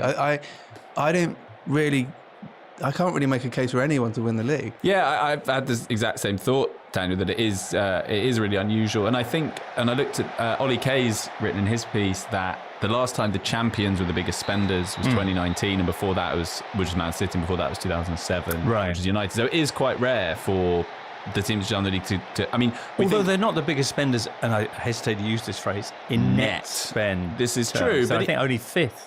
True, but even so, unless they bring in Isak, in which case sound the net spend klaxon. Sure, but even that speaks to the churn. Yeah, it's kind of amazing, and you think as well. I think maybe we are slightly underestimating the importance of Trent and Andy Robertson. Like that has been such a key part of their success for the best part of a decade. Right. And because Trent happened so long ago, it kind of, and it was heavily trailed. It feels like that's old news, but That's a big thing. But that was also part of the good news, I guess, of Sunday, was watching Frimpong and Kerkez. Because if you have to replace two fullbacks like that, you couldn't.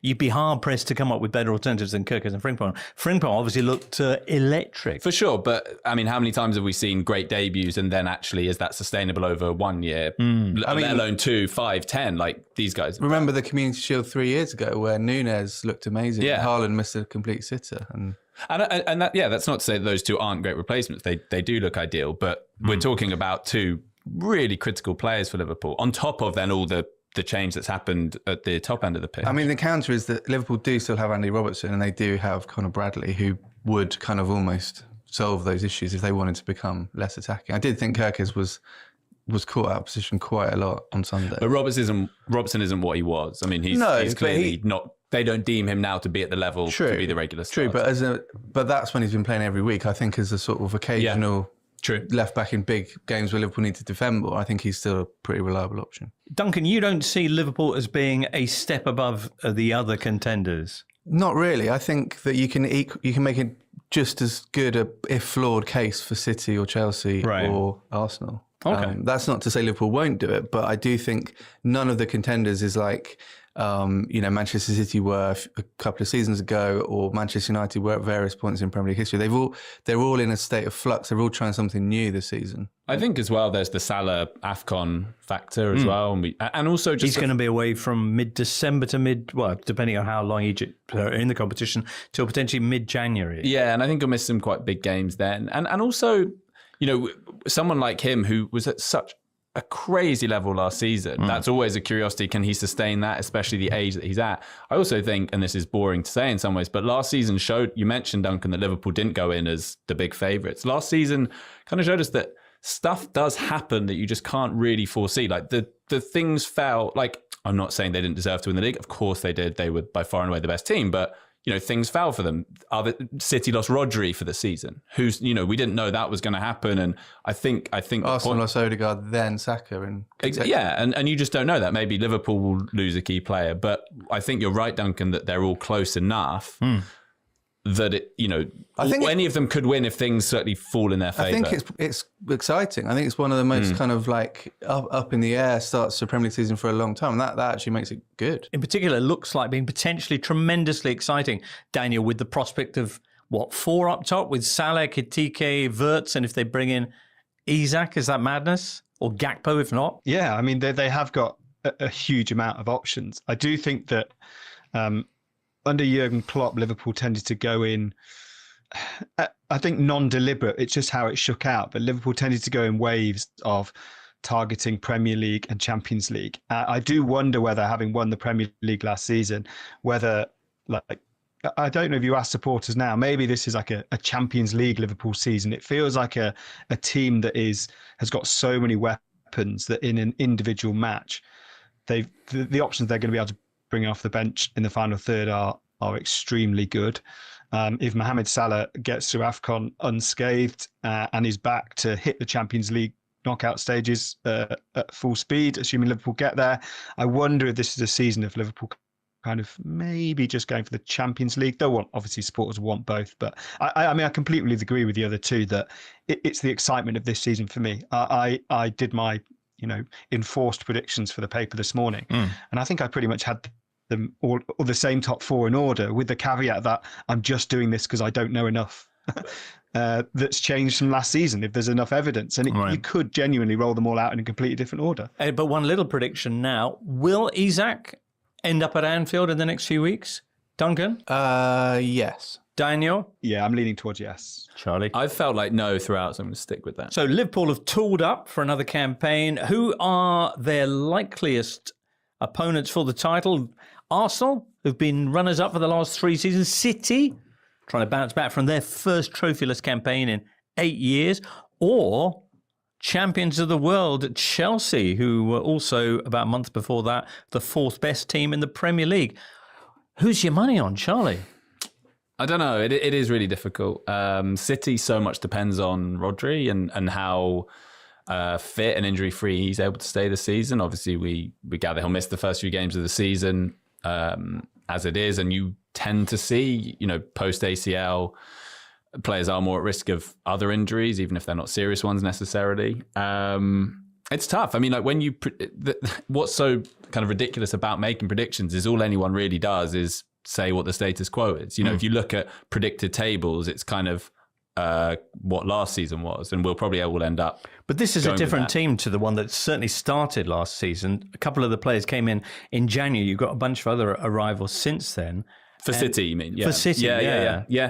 I mean, I guess given their pedigree under Guardiola, you'd have to say you'd imagine they'd be in the top two. And they've also got new arrivals on the bench next to Pep with Kolo Touré and Pep Lenders joining Double the Pep. ball. Double Pep.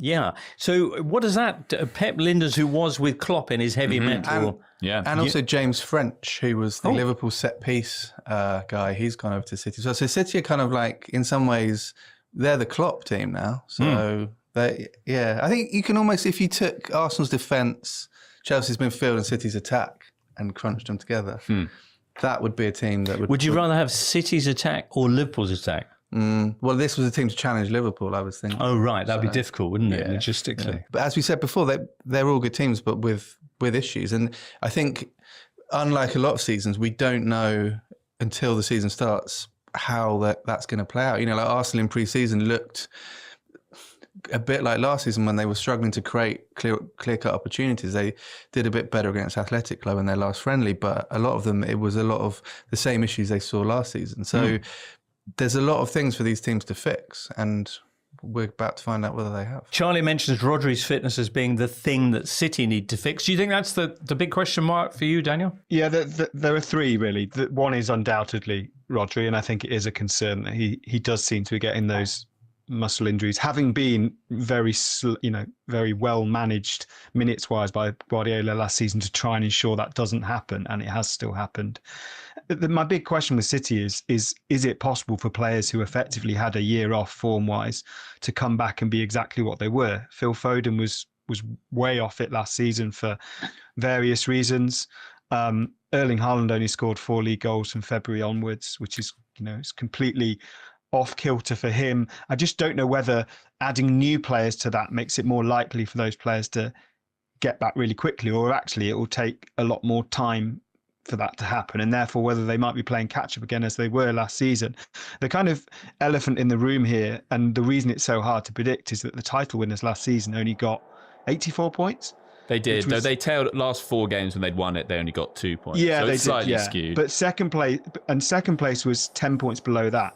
So there's there is a significant gap to bridge for those players. We're talking about if we think that Liverpool are going to be at least as good as 84 points again, and I don't think that's particularly controversial, there is quite a big gap to bridge. And I think there are enough questions about City that that I'm not completely sold. I think they're third favourites for a reason, put it that way, which would have been an unthinkable thing to say 12 months ago.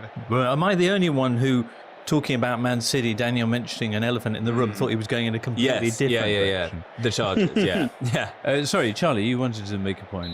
No, I think that's an interesting point that Daniel raises about can they lift themselves. All I would say on that is, if you remember in 2019-20, very similar season they had. Liverpool won the league at a canter and City were way off it, and it felt like absolutely the end of a cycle. It felt like players had lost motivation. A lot of them, we read, didn't want to play for Pep. They went and won the next 4. So who knows? I mean, I'm not saying that will necessarily happen again, but he has got previous Pep for regenerating in that way that Ferguson used to do. And the way that Liverpool are trying Pep to do now. Linders has seen that at Liverpool and the Klopp. Knows it better than anyone. Yeah. Issues for City, issues certainly for Arsenal and Chelsea too, are there? Equivalent issues or fewer question marks? Chelsea are they the most intriguing question ahead of this new season? I mean, we're 2 years on from me saying they'd come second and being widely mocked for 2 years. But they're world champions now, so who's laughing now?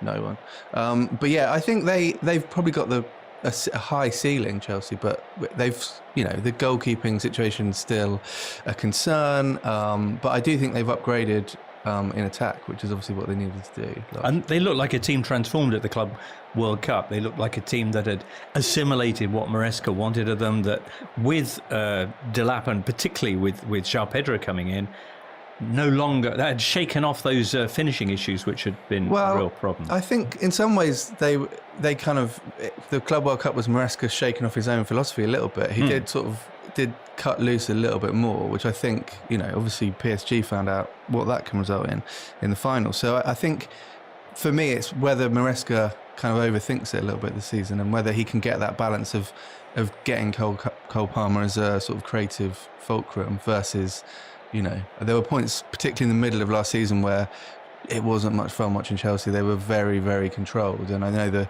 Chelsea fans were getting increasingly irate with how controlled it was. But yeah, I do feel like they've definitely got something, and their squad, through many, many years of purchasing players, it is very deep. 230 million odd this summer. Daniel, would your issues about Chelsea include the fact that they were at the Club World Cup right to the end and therefore had almost no pre-season, and that Levi Colwill is out with a torn ACL and will miss most, if not all, of the season? Would those rank highly? Yeah, Chelsea are, of this group of four, by far the ones I'm least high on. I still don't think that defence, for all the money spent, I don't think the defence and goalkeeper are elite. Certainly not with Colwill missing as well. He was a really strong part of that. I still don't know. Like, if you push all their left wingers into one left winger, you get a really elite player, and if you push all their right wingers into one right winger, you get a really elite players. But I don't really see it.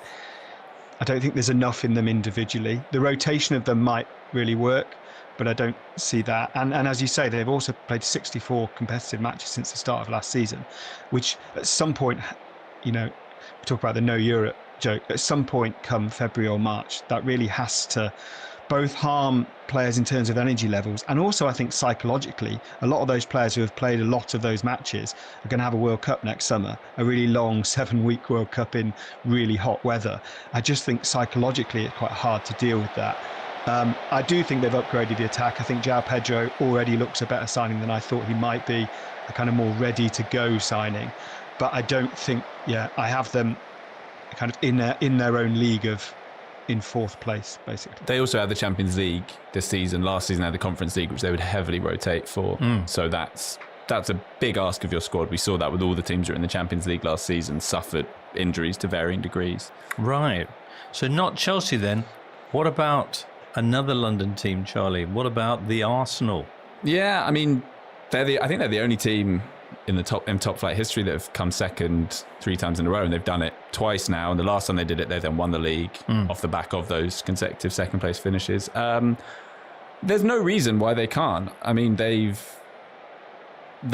established some very strong foundations. In each of the last 2 seasons, they've conceded the fewest goals, and we used to talk about defenses winning titles and kind of think whoever had the best defense would win. I think that's probably flipped a bit, but it's still a great foundation to have. The question, last season, the injuries notwithstanding, the biggest issue that they had was drawing games. They drew so many games, and they were ahead in a lot of those games. And I think the issue they had was that they didn't, partly because of the injuries, they didn't have the firepower to bring on to close those games out.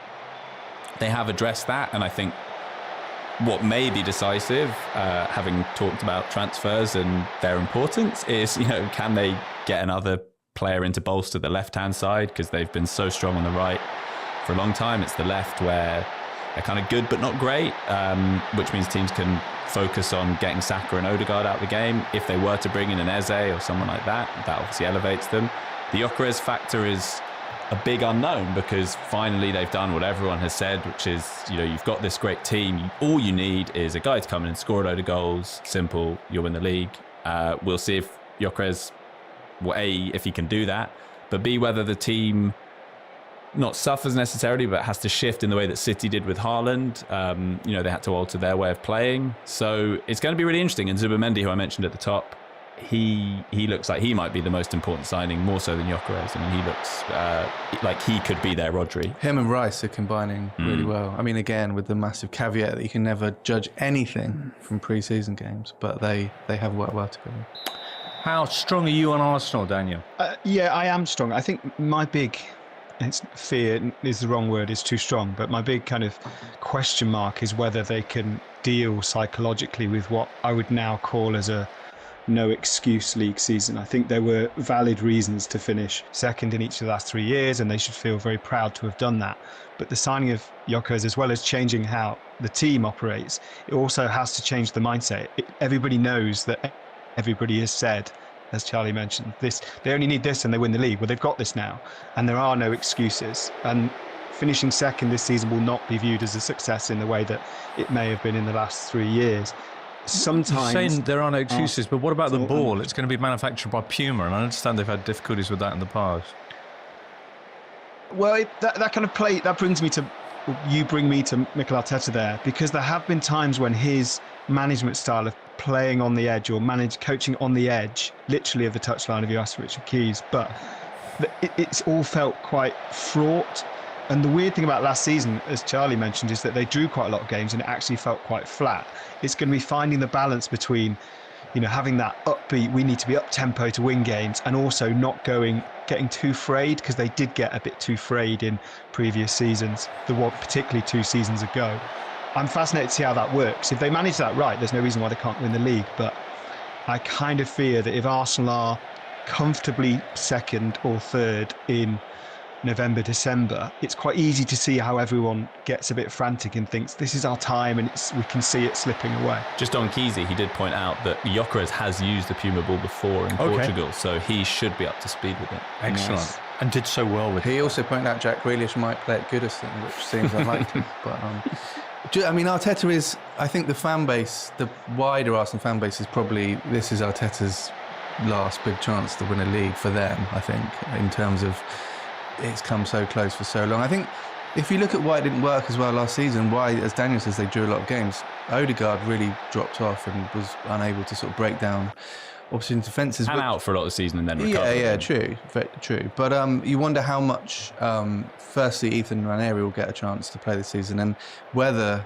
Arteta will be tempted to plunge 15-year-old Max Dowman into action. 15-year-old Max Dowman, who has featured heavily in pre-season. How excited should fans broadly across the spectrum be about this youngster? He does look special. I mean, it's impossible to get your head around the fact that he's 15. I mean, it's so crazily young, and he does. I mean, again, it is different intensity, but he played against teams like Newcastle, and it didn't feel like they were going easy on him. The opposite, in fact. He got an early reducer from Joelinton, and yeah, he does look pretty tasty. I don't imagine we'll see a huge amount of him this season. That feels a bit crazy. What position is he, Chuck? He plays kind of where Saka and Nwaneri do. I mean, they've produced this crazy group of incredibly talented, left-footed attackers who play out on the right. So in pre-season, he's played as a kind of conventional right winger. I don't know if as he develops, he might move inside a little bit, which is what Nwaneri's done, having played on the wing last season. The idea, I think, is that he'll play a bit more centrally. But at the moment, he just gets the ball, stands defenders up, twists them inside out, can get to the byline. Seems like he's got a decent right foot as well. I mean, those in the know sort of say he's the best English prospect since Wayne Rooney. If it doesn't go perfectly for Arsenal, will Arteta just start using everything at his disposal, which could include Dowman? The Arsenal youth.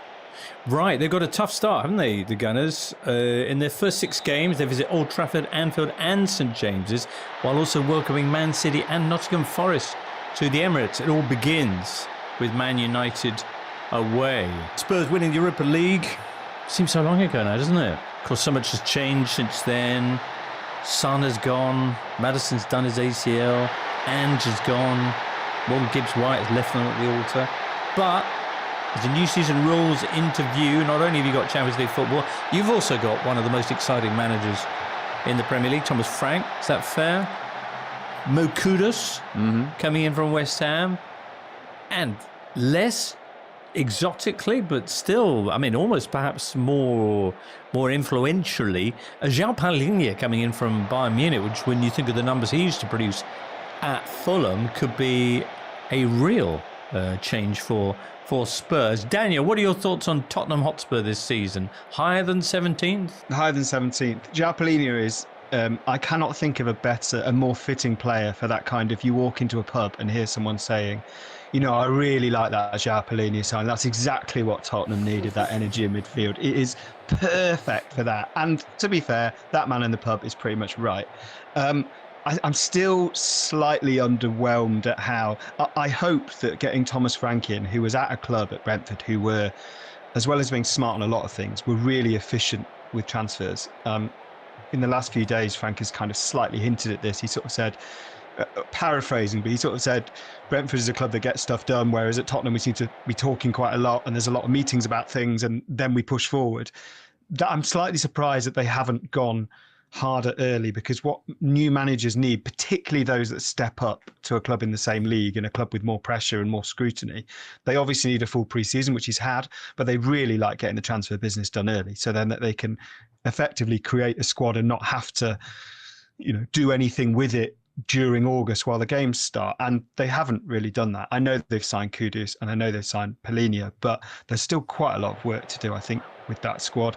I think he will benefit massively from being a very good defensive coach, replacing a guy who played with a suicidally high line at times for most of his Tottenham reign. I think that will help him, and I think that organisation will probably take a little bit of getting used to for Tottenham fans, because it won't be quite as swashbuckling, but it will make more sense. But I just don't know how those attackers create chances playing as Brentford did. I don't quite get that working yet. And I think they really need a number 10, because Maddison, it looks like he's going to be out for a while. Sadly, I don't think Tottenham can ever fully trust that they're going to get a full season out of him. So, yeah, they need a player to sort that. And I'm slightly concerned that it's happening so late. But then Tottenham fans will say that's always the way. Eze, they are back in for, apparently. They're back in for Eze, yes, are they? Good point, yeah. Heung-min Son now of LAFC. I felt a little bit sad that he didn't get to bow out in North London, as opposed to it all kind of coming out in the middle of an Asian tour. It was an Asian tour, wasn't it? Yeah. I mean, he may subsequently get I'm sure they will organise something, because he has been Mr. Spurs. He has been. I mean, it's incredible, really. But also, it was very sad. But I think the fact that he won the trophy just before, that made it feel like a kind of, he was leaving on a high. He'd done what he had always wanted to do. He'd sort of finally scaled that mountain. I think it would have felt very differently if he'd left, not with his tail between his legs, because he achieved so much, but because he didn't play so much in his final season, if the season had just petered out, and then he was always remembered as being the best player to have never won a trophy with Spurs and all of this, alongside Harry Kane, obviously. But he's got that. He had that crowning moment, and I think that's massive for his legacy and standing. Goodbye to one of the great XG overperformers of Premier League history. Right. One of the great two-footed performers as well. I think he had one of the highest, if not the highest, proportion of goals with his weaker foot. Spurs this season? Yeah, I mean, it's funny because Postecoglou felt like this huge gamble where, like, it felt like in some ways the sky was the limit, but also that they could fall quite far. And weirdly, they sort of did both last season. I mean, they plunged in the league. I always found it so interesting covering him in the first few months, and you listen to him and you're so incredibly persuasive. And where's this going to end? Either he is the Messiah, or maybe there's not enough substance. And yeah, it's kind of both happened. Frank is, I'd say, a very different extreme. Like, I think it's hard, and I'm not saying it won't happen, but it's hard to imagine them kind of being incredible under him. But at the same time, I think they'll be a lot better than what they were. They'll be a lot more organised. I think you even saw it, they played Arsenal in a friendly and they won the game 1-0 and they were very dogged. And I know ultimately Spurs won the Europa League by doing that, but that was kind of an extremist thing. But I think he'll be good. I think he'll get them back on a solid footing, and clearly they're going to finish higher than they did last season. But I think they should finish 15th. Yeah, I think they should finish quite a lot we higher. should just underline how mad that last season was. The 22 defeats is the most in a 20-team season for a team that didn't go down. Ever? Ever, yeah. Wow. They had a goal difference of -1. They scored 64 goals, but letting 65. It doesn't make any sense. And you do worry slightly that if they get off to a slow start under Frank, it could be a bit Nuno. Well, does he have a history of getting off to slow starts? He rather does. Lost 7 of his first 10 at Brentford. At Bromby before that also didn't win any of his first 4. we shall see. They begin, Spurs, at home to Burnley, yeah, while Arsenal are away at Old Trafford, as we mentioned. City are at Wolves, and Liverpool begin Friday at home to Bournemouth. We'll get predictions from you all and check in on the Championship as well in a second or two. Spurs Burnley, of course, the fixture where Son produced his Puskás winning goal. December 2019. Just ran and ran. Brand new Premier League campaign getting underway. Officials getting ready. Some new regulations for them. If you watch the Club World Cup, you'll know all about the 8-second rule, which sees a corner awarded to the opposition if your goalkeeper hangs on to the ball beyond that time limit. The Athletic's Adam Leventhal has been along to the referee's pre-season training camp to ask why on earth they do what they do and how they're getting ready to do it this season. That's a special podcast that you can hear from The Athletic. Is that out now, guest producer Lucy? Yes, it is. There you go, listener. Stick around here, though, for a minute or two more, because very shortly we'll be chuckling away at some top 4 predictions right after I ask if anybody saw what happened this weekend in the Championship. Championship got underway. Duncan, I know you'll have been concerned with Wycombe in League One. Lost 2 out of 2. About to sell your top scorer from last season? Yeah, Richard Kane's off to QPR, I think, which, I mean, fair enough. He's earned the move. Yeah, I went to Bradford on the opening day. That's how hyped up I was for the new EFL season. They've played okay. They've been a bit defensively lax, but they're playing a new style. They're the team with the highest sort of possession and pass completion rate in League One. So that's nice. It's a whole new ball game. Daniel, you went across to Leicester against Sheffield Wednesday, Crisis Club. Well, both Crisis clubs, to be fair. On Sunday, how was that? Yeah, I went to spend the day with Sheffield Wednesday supporters who were protesting, organised by the Supporters Trust, against the ownership of Dejphon Chansiri by staying out of the ground or staying out of the seats until 5 minutes in. And it was one of those, you hear about these sort of protests quite a lot, and they seem to be slightly, whether they're badly communicated or whether some people just don't think it's worth it or don't fancy it. But it says a lot about the severity of the situation and the way in which it's brought Sheffield Wednesday supporters together, that the end was basically empty at kickoff. And it was the game was on Sky. That's why they did it.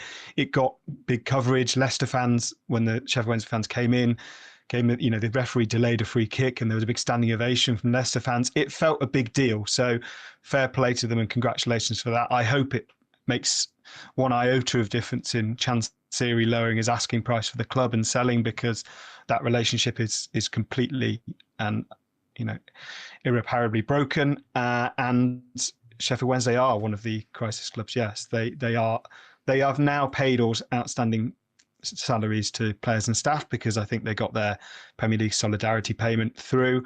But yeah, effectively the club's not really being funded. So we see what happens next month and the month after and so on and so forth. They only had 16 first-team players at the start of the season. They lost 2-1 and were absolutely magnificent. Took a 1-0 lead. But they had Barry Madden sent off for 2 yellow cards. He'll only miss 1 game. But they also got 2 players injured, muscle injuries, which, because they haven't had a pre-season, that's going to happen. So they're down very much to the bare bones. Elsewhere in the Championship, lots of interest around the 2 clubs automatically promoted from League One, Birmingham City and Wrexham, both of whom threatened to get important opening day wins. Wrexham ultimately were denied by those late goals from Will Still's Southampton. Well, Birmingham City cheated, were they, by that handball the handball call? law's been around since the 1880s. So wasn't there Sunday at Wembley, though, was it? No, fair. But I mean, as someone who supports a team who battled Birmingham and Wrexham last season and ultimately lost out, it was quite pleasant to see them both concede very late in their opening games. Wrexham, Phil Parkinson complaining about the disparity in resources in the Championship, which, it's true.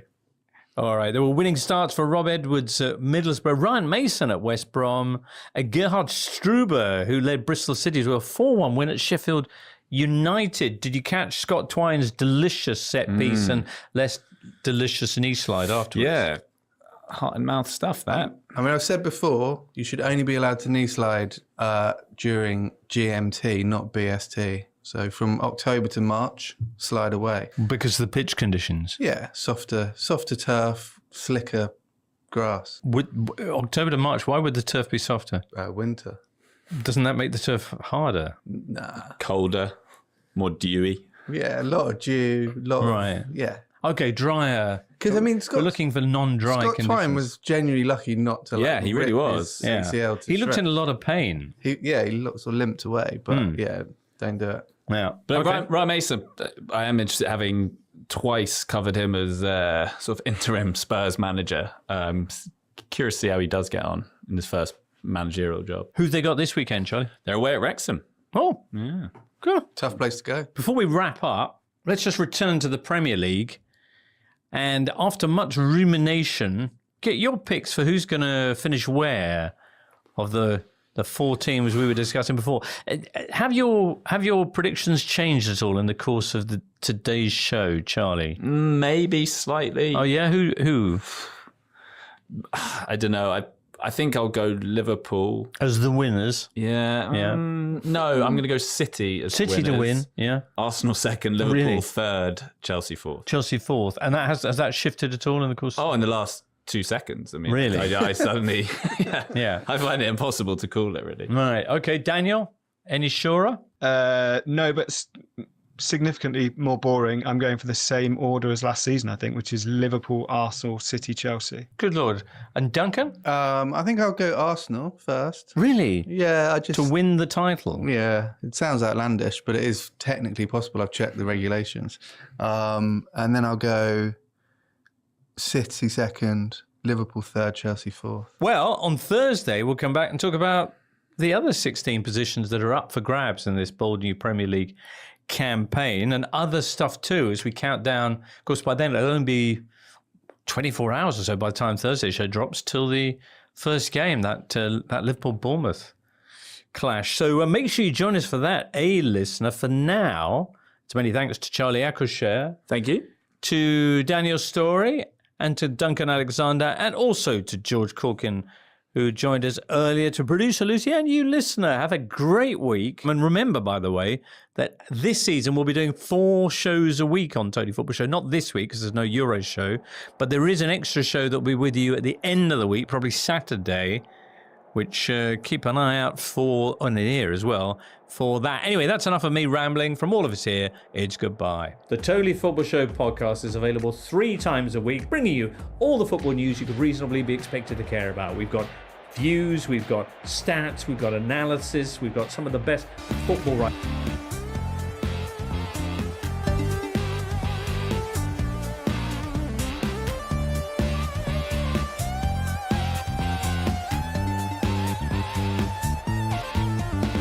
It's Rice. What a goal! Declan Rice with an absolute rocket with a free kick. Arsenal lead 1-0. He's cut inside. Saka! Sublime finish. He's back with a bang with Bukayo Saka 1-0. Unbelievable. If you like seeing people being wrong in public, then we've got the podcast for you. This is the Arsenal Vision Post-Match Podcast. My name is Elliot Smith, on Twitter, Yang Gunner. Hello, and welcome to the 2025-26 season for Arsenal and the Arsenal Vision Podcast. And we love you, and we are thrilled to have you along for what will no doubt be a triumphant journey. The first thing we always do to start every season is welcome your complaints about the new music. So you have until September, you can complain about the new music, and then by next August, you'll have loved it so much that you'll be complaining about the new music again, and that is the circle of life. We did a season preview power rankings for patrons yesterday, an hour 20-minute primer on Chelsea, Liverpool, City, United, Spurs, Newcastle, Villa, all of their transfers recapped and where they will finish so you don't have to watch them this season. Of course, we did have a little fun with what was the chef's kiss perfect way to start a season. A season of renewal is all about the first Spursiness of the season, and we got the first Spursiness yesterday as they fell in the Super Cup. That was fun. We talked about it. You can listen, but I thought that was the perfect way to get a new season up and running and make it all feel familiar again. Tomorrow, we will have our first Friday Night Clive of the season where we will preview the United game and have other fun stuff while Clive drinks a Sancerre. It's just how life is meant to be. It's a new part of what we'll be doing over on Patreon this year. And if you want to use AVP50 is the code, a couple of quid, you can give it a try. You can sign up on Apple as well. They're going to take their cut. So, it's just up to you. If that's so easy that you're willing to give Apple Corporation more money, because we all want to see them thrive. Of course, we don't want to see anything bad happen to them. You can, but we'd love to have you as part of that family. But you are part of this family, and we are thrilled to have you here. We thank you for being here. We are going to do what we do every year, our prediction pod. We're going to cover it all, where we finish, where others finish, top scorers, underperformer of the season, player of the season, Champions League finish. You're going to know everything that happens this season. And then we do the dumbest thing possible. We publish these predictions. We have a form where you can participate yourself over on Patreon if you want to do that. And we will also get Paul's, we will get Phil's, we will get Matt's, we will get Scott's. So all of the predictions are going to be accessible for you to see and ridicule, because that's how this works. So here to be wrong in public with me is Tim. Hello, Tim. Hello there. Tim, are you excited for this? This is, I think, our favorite as podcasters to do, because it welcomes the best possible feedback. Absolutely. And obviously I spent hours and hours on the prediction spreadsheet, rigorously poring over everything I thought with a calculator rather than just reading it off the top of my head in 2 minutes. A calculator. I had a complex model. The model was a combination of inputs. One of the inputs was bourbon. The other input was simple syrup. The other input was bitters. And then the final input was a little bit of a cherry. And then that helps me develop my model. And here to be right in public, because he's never been wrong before, is Clive. Hello, Clive. Hello. Clive, we got a great Friday Night Clive intro video and theme music. I'm so excited for it. Debut that tomorrow. You excited for that? Oh, I can't wait. I just can't wait to be embarrassed like that. So, yeah, should be good.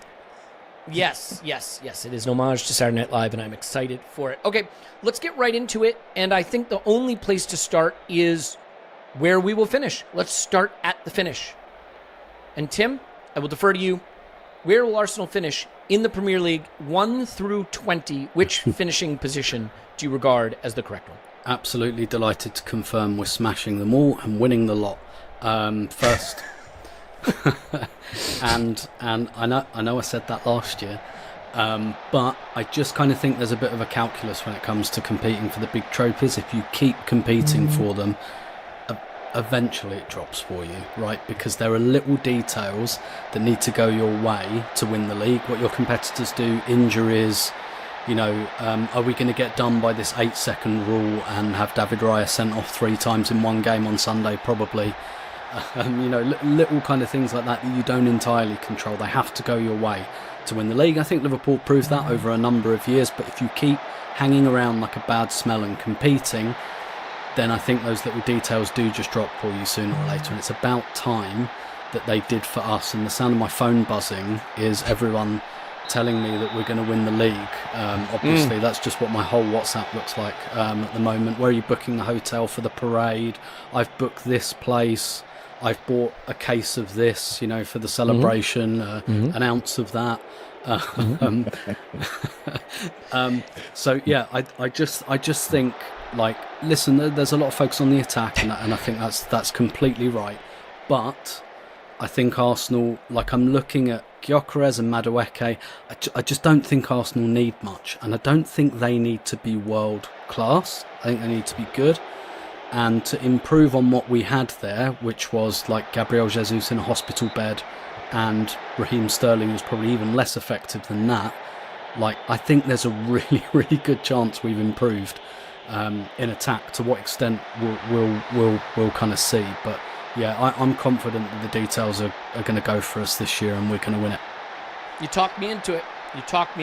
I'm going to buy my case of whatever and my ounce of, I don't know, I assume you're talking like creatine or something so we can get a more effective workout. But, your mileage may vary on that. Don't do drugs, kids. Clive, without doing any drugs, with sober analysis, where do you have us finishing? Well, I'm not focusing on the defence and midfield and attack. I'm focusing on the rehab I will need after the Open Top Plus celebration. I'm not sure which one to go to. So yeah, I obviously have us first because I just think we're going to improve, really, and I think we're betting on improvement. I think as a club we're betting on that. If you think about the coaches and what they've learned, we're betting they're going to come up with a different way of playing on a different day. We are betting on the group improving, and by the group I mean the current group You know, we're betting on their health, we're betting on their development. A lot of our team have they're at the ages where they are going to get better, and I mean a lot.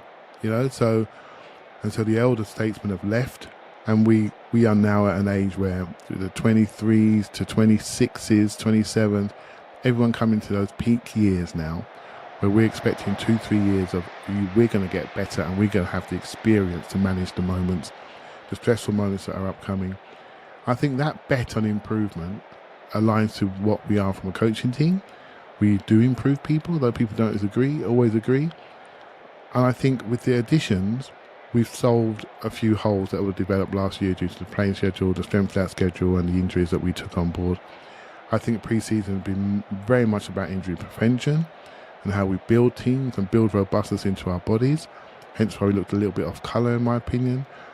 But I think hopefully we're going to see a better injury record. That's key. And we saw that last season. Liverpool did nothing but just the same as they did the year before.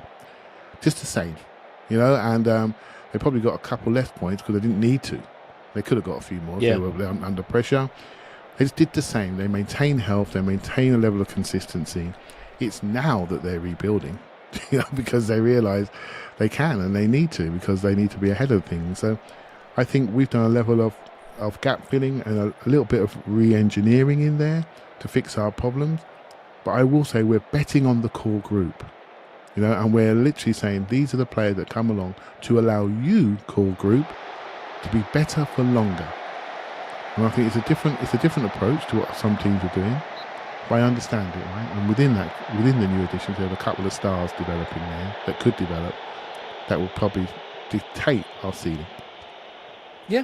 Yeah, I mean, look, the one thing that we have to acknowledge is the last time a fit Arsenal stayed fit for roughly the entire season, it finished on 89 points with 91 goals. Do you think this squad is stronger than that squad?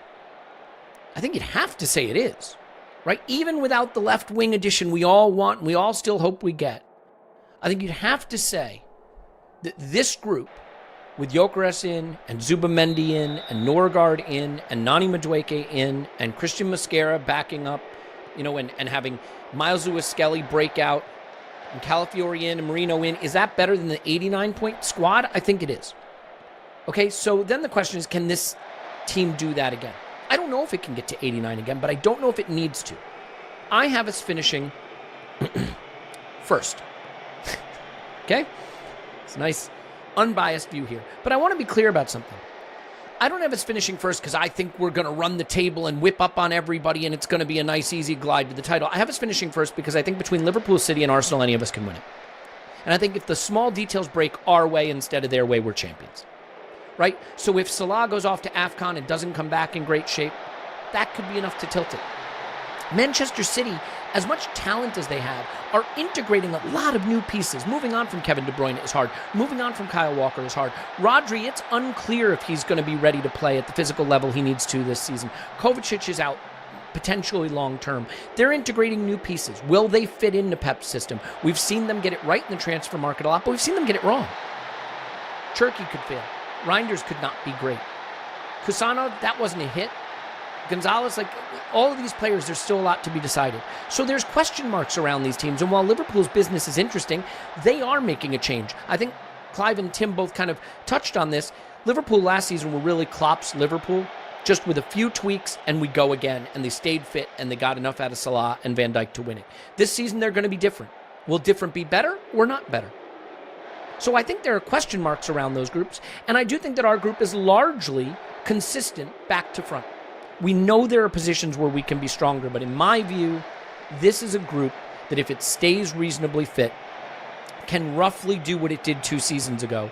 And in a season where anybody could win it of those 3, I think that'll be just enough for us to be the ones. And when we get to the next section, I'll explain. So I'll take the next section first because I'm already on it, and that is points. I have us on 86 points. I don't think we're in an era right now of 94 points to win the title, of 100 points to win the title. I don't see a team, including us, that's good enough to do it. I don't think Manchester City, with their changes and the move away from a generational player in De Bruyne and generational Kyle Walker and generational Rodri, is going to go past 90. Liverpool, as good as they are, can they defend the flanks well enough? Can Van Dijk hold up over a season? Can Konate hold up over a season? Can Salah hold up over a season? Do they have any kind of control of central midfield? I don't think they have enough of those questions that can be answered to go past 90. So again, I think it is a case that, and there's more competent teams, by the way. United will be a little better. Spurs will be a little better. Newcastle and Villa are competent. Chelsea are pretty good. It's going to be harder to run the table because there's not as much weakness in that group. And so I do think it's who can grind out results and who can be consistent. And I see consistency in our group. Our defense is the strongest. Our midfield is the strongest. As long as some of the goal options we've gone for in the market play out, I think we're going to be okay. I think 86 points is where we finish, and I think 86 points is just about enough to do it. It was enough to do it last season. I think it will be again. Tim, what about you? Yeah, I'm very similar. I think I put down 85, didn't I? You did. I'd undersign all of the above, basically. I also think that, I mean, there are loads of uncertainties in the middle of the table this year. There are some teams who've got European competition, like Palace and Forest, and I'm expecting a bit of a drop-off from some of those teams. And obviously they've had this situation as well where they've got this CAS case. They haven't been able to do anything in the transfer market because they don't know, or they haven't known until now, which competition they're going to be in. So there's a lot of like uncertainties. Bournemouth have kind of been asset stripped a little bit. Brentford have been asset stripped. I'm also looking at the newly promoted clubs. I don't know which of them will stay up, but I don't think all three are going down. And here's how mad the Premier League era is.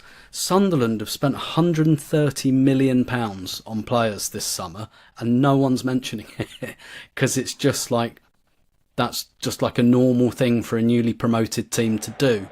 I'm not saying they have Granit Xhaka now. Yeah, and they've made him captain, which actually I think is a really smart move from them because most of their signings are from outside the Premier League. So watch his hostage. I mean, welcome video, okay? Because that's a guy who has no idea what club he's at. Yeah, he massively pushed to go there, which is weird. But Leeds have done some interesting stuff as well, and actually Leeds, they're talking about like, we're not going to change, we're going to do what we did in the Championship. That could really go one or two ways, but I think they're like, I'm not looking at the three promoted teams and thinking, oh, we're going to do these 5-0 home and away. Like, I do think there is, again, I don't know who, but I think one of them at least is going to stay up. But anyway, I've gone for 85, just co-signing all of the above. Clive? I went 88, but I could have gone 85. It didn't, it doesn't really bother me. I think. No, you have to be spot on. That's how this works. I care very little about getting this exactly right. I think a lot of what Tim there said is absolutely great. I think the league isn't formed yet. It's why I find it's difficult to do, because a lot of the mid to lower teams, they will fill their squads when the Premier League, to get the best deals out of the top 6-7 teams, and they'll take their players that are not quite there, and then we'll have to wait for those players to go, and then we'll try to get that last thing done, right? So a lot of these lower teams, apart from Sunderland, have been fairly steady with their sort of growth and been quite circumspect. You always go for your A-class players first, the ones you want to get, that you think, I need to get, I've made a promise to, I need to get them, right? So you need to follow through on that. But then you have other targets and you want to see how it falls and what the value is. And so it's very difficult to sort of see. I mean, Leeds are looking at Dominic Calvert-Lewin. That broke yesterday, right? And he's probably on a number of teams' lists as a forward. So where else will they go to, right? There isn't many of him rocking around for free transfer, right? So he's probably quite valued. Callum Wilson, another free transfer, dropped into, was it West Ham? Just like dropped in there. And so we see the most West Ham transfer of all time, yes. Exactly. And you wait for the first hamstring, right? It's just a matter of time, right? So, the league isn't fully formed yet. But from a top six perspective, I know you and Tim probably covered a lot of this yesterday. I think we're seeing a number of teams that are still developing, and they're taking out real pillars in their team, and we're just expecting them to be good. They might not be. Liverpool potentially are playing Bournemouth on Friday night without 5 key starters from last year. Yet most predictions you read have got them first. Why? Even Slot's sort of saying it. We've got work to do to integrate new players into our starting 11. Arsenal could name a starting 11 potentially on Sunday with 1 or 2 changes to 11 we had last year. One or two into a style of play we know. So I do think we got an advantage at the start, but we've been given a really tough start. So I think that's the number I'm at, competitively, but it could be 3 points higher, it could be 3 points lower. Let me stay with you then, Clive. You've gone for 88 goals. Talk to me about how we're going to get there. Well, we're focused on this, aren't we? And this is something we can say. All of us have got eyes. We can see that we're far more aggressive to get to the end of the pitch. We've got new people in this space. We've seen 2 of them now look half fit. So we're thinking, okay, that looks okay. You know what I mean? We haven't really seen a fit Trossard yet, and we were thinking that could be in the exit. But what we're going to do to fill that hole, that's what we're all thinking. But I do think we are seeing an aggressive intent to be a little bit more direct and transitional, but in particular using Saka slightly differently, and particularly using the pitch slightly differently. I don't know if you want me to get a bit tactical earlier, but I've often wondered why Liverpool, I look at the TV, and I've always wondered, why does their pitch look bigger? Right? Why do they seem to run through? And we play in such compressed spaces. And I don't know why I didn't know it. And I've often said they keep Salah high. That's what they do. They keep Salah high, and so it forces the pitch to be bigger. But actually, I think we're doing 2 things. We're keeping Saka high, which is great, and he's now part of the front 2 press, not the back end press, which means he's nearer the goal than he transitions. And he's already done it in one friendly game. The Salification of Saka is what I'm looking at. Right, and that'll feed into my numbers later on. Another thing that we do to create depth in the pitch, and we saw it in the last game. It's only one game, so I'm projecting here. But the way we drop Zubimendi and Rice alternatively into the back line creates a depth. It vacates the midfield. And if you go from there and you go forward, then it becomes how you refill that area. And we've got fullbacks already high that squeeze in or squeeze out, depending where we want to be. And then we refill it through Rice, Zubimendi, and the last case, refill that midfield bucket for the second ball, right? And we saw it, and we looked so much better for it. And what really struck me was I looked around the pitch and I saw players in their optimal positions on the pitch. So suddenly, we're not seeing Saka so much by the corner flag making slide tackles and limping up. He's up the top end of the pitch creating a goal, right? Scoring a goal, the highest point. A lot of people want Rice behind the ball. I sort of was easy about it, but to see him vary behind the ball, ahead of the ball, it was eye-opening, and the switcher plays. To see Martinelli out to in, mate, just do that. To see us with a centre forward, to see another centre forward come on just as quick. There were so many different ways to create that pitch looking bigger, to be far more structured in an unstructured way to get up the pitch. That's where I think the 25 goals are going to come from. It just continues. And I like the style, I really do. Yeah, well said. Tim? Yeah, I went for, did I go for 81? Is that 81? Right? Yeah, which is like 12 more than last season. Very simple calculus. I'm banking on Saka being fitter for longer. I'm banking on Havertz being fitter for longer. And I'm banking on Madueke to do more than Raheem Sterling. And I'm banking on Gyökeres to score more than Jesus. Like, my reasoning's not a lot more complicated than that. But again, like, fair. As Clive said, I do think there are very encouraging signs that we're varying things. Would also point people towards a video John McKenzie did, which I think at the moment is only on Twitter. It's like an under a minute thing, but he was talking about the way we've changed our press.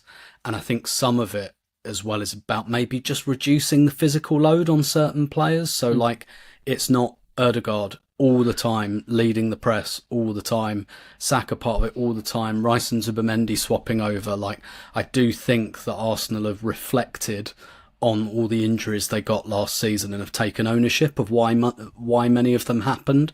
And I do think there's some good signs there. So I think we'd really have to do something terrible to go worse on our bill of health, but I think we'll have a better bill of health with those players. Yep. Simple as that. Yep.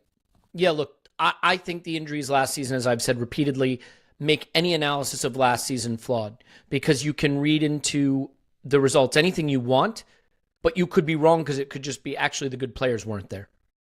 And like, it turns out the reason good teams win is they have a hell of a lot of talent, and we played without a hell of a lot of talent last season. When fit, 2 seasons ago, we scored 91 goals. But what people kind of forget about that season, we didn't even really start scoring until January because Eddie Nketiah was playing striker for 11 games, and we weren't really figuring it out. And then, it clicked, and off we went.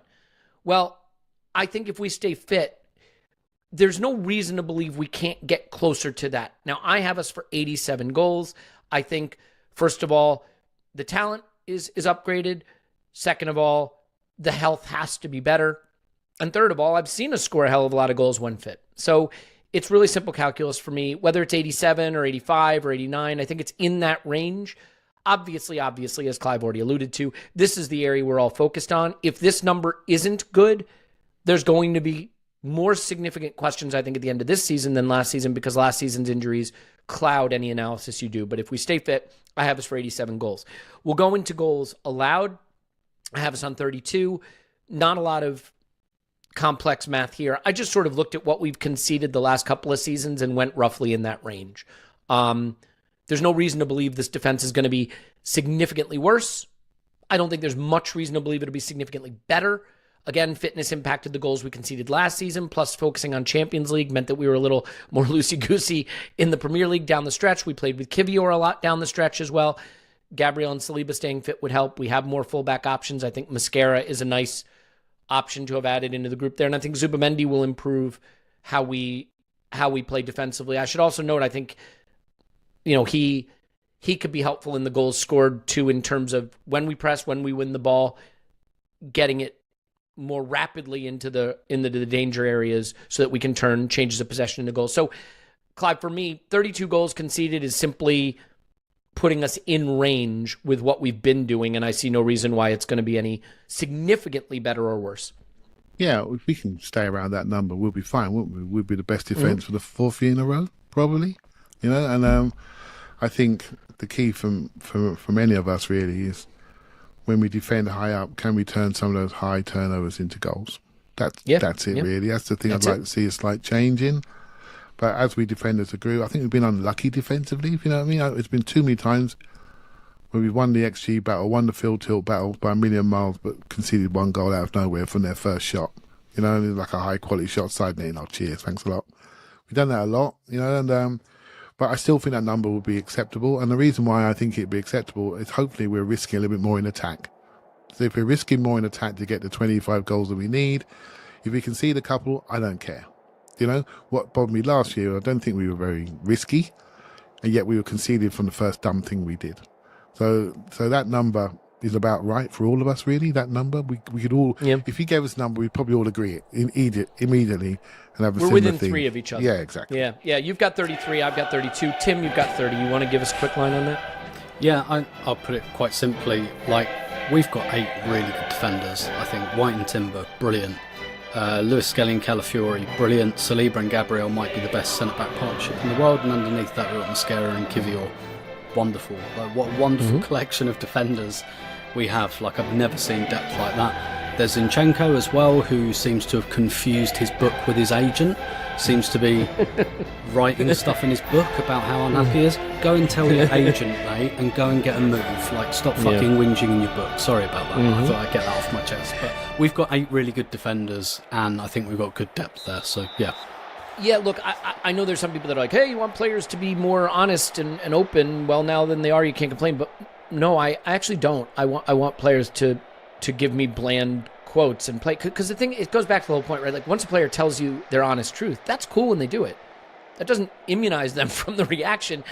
In general, my take is this: if you're a player and you want to write a biography, autobiography, whatever, do it after you've retired. No one's going to want to see the best view of a biography if you're still playing, because they're going to tie it to everything going on. Anyway, so if you look at the numbers, that means I have us on plus 55. Tim has us on plus 51. Clive has us on plus 55. I think we were plus 61 2 seasons ago, so a little lower, but also I think we think this might be a more competitive league overall. We're going to get into the individual stuff, and it starts with player of the season. I'm going to spoil the surprise and just tell you all 3 of us have Bukayo Saka as the player of the season. I'll start by saying this. I think Bukayo Saka is going to look like the best player in the league by the end of this season. I don't think anyone will play better than him, and that makes him our player of the season. I don't think he's going to be the Golden Boot player, but I think he is going to be a contributor to everything that we do well. I think being slightly freed, and I want to be careful how I phrase this, it's not that he's not going to work hard off the ball or defensively, but I think some of the ways we will use him, he'll get him behind more. It'll be goals and assists. He'll be influential in everything he does, and I think he will demonstrate that when fit, he is now the best player in the league, taking that mantle from, arguably, whether you want to see it as Salah or Rodri, who are, either fading or injured, or, maybe taking it from Erling Haaland. I think that's where he's going to finish. So for me, a slight change of system, some fitness, and aging into his prime years, Bukayo Saka. Clive, what about you? You have him as well. Yeah, I think he was breaking out last season. I think he's going to fully break out this year. If he can stop crossing the ball on the stretch on his right foot and look after that hamstring, he'll be absolutely fine. He can definitely move well.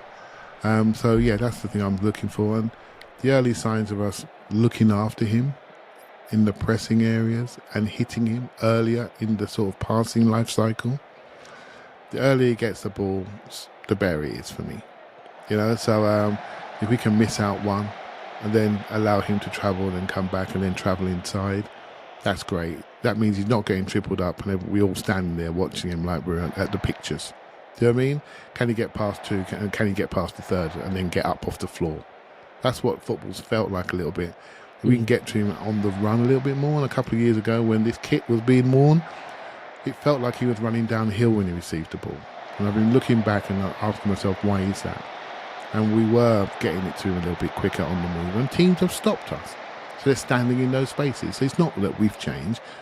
People are not going to allow us to do that, to flow into Saliba, then into Odegaard, him turn around, run 5 yards and give it to Saka running downhill.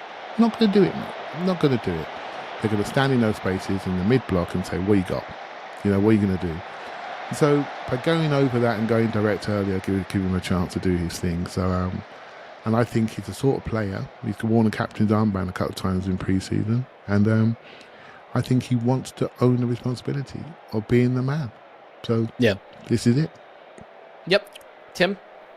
I mean, if I'm saying we're going to win the league and he's going to stay fit, that's because he's going to be our best player. Let's be honest about it.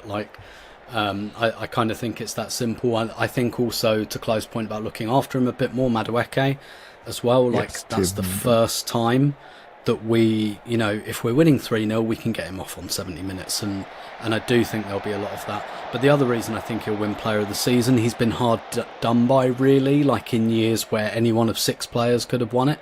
And I think it's because we allowed his brilliance to wash over us. Well, guess what? He missed 4 months last season, and that has a really good way of reminding you how good a player is. And I think, I understood Odegaard being voted in those other 2 seasons. I wasn't arguing with that, but I do also think there's going to be a sense of, assuming it doesn't happen to him again this year, this is what a full Saka season looks like.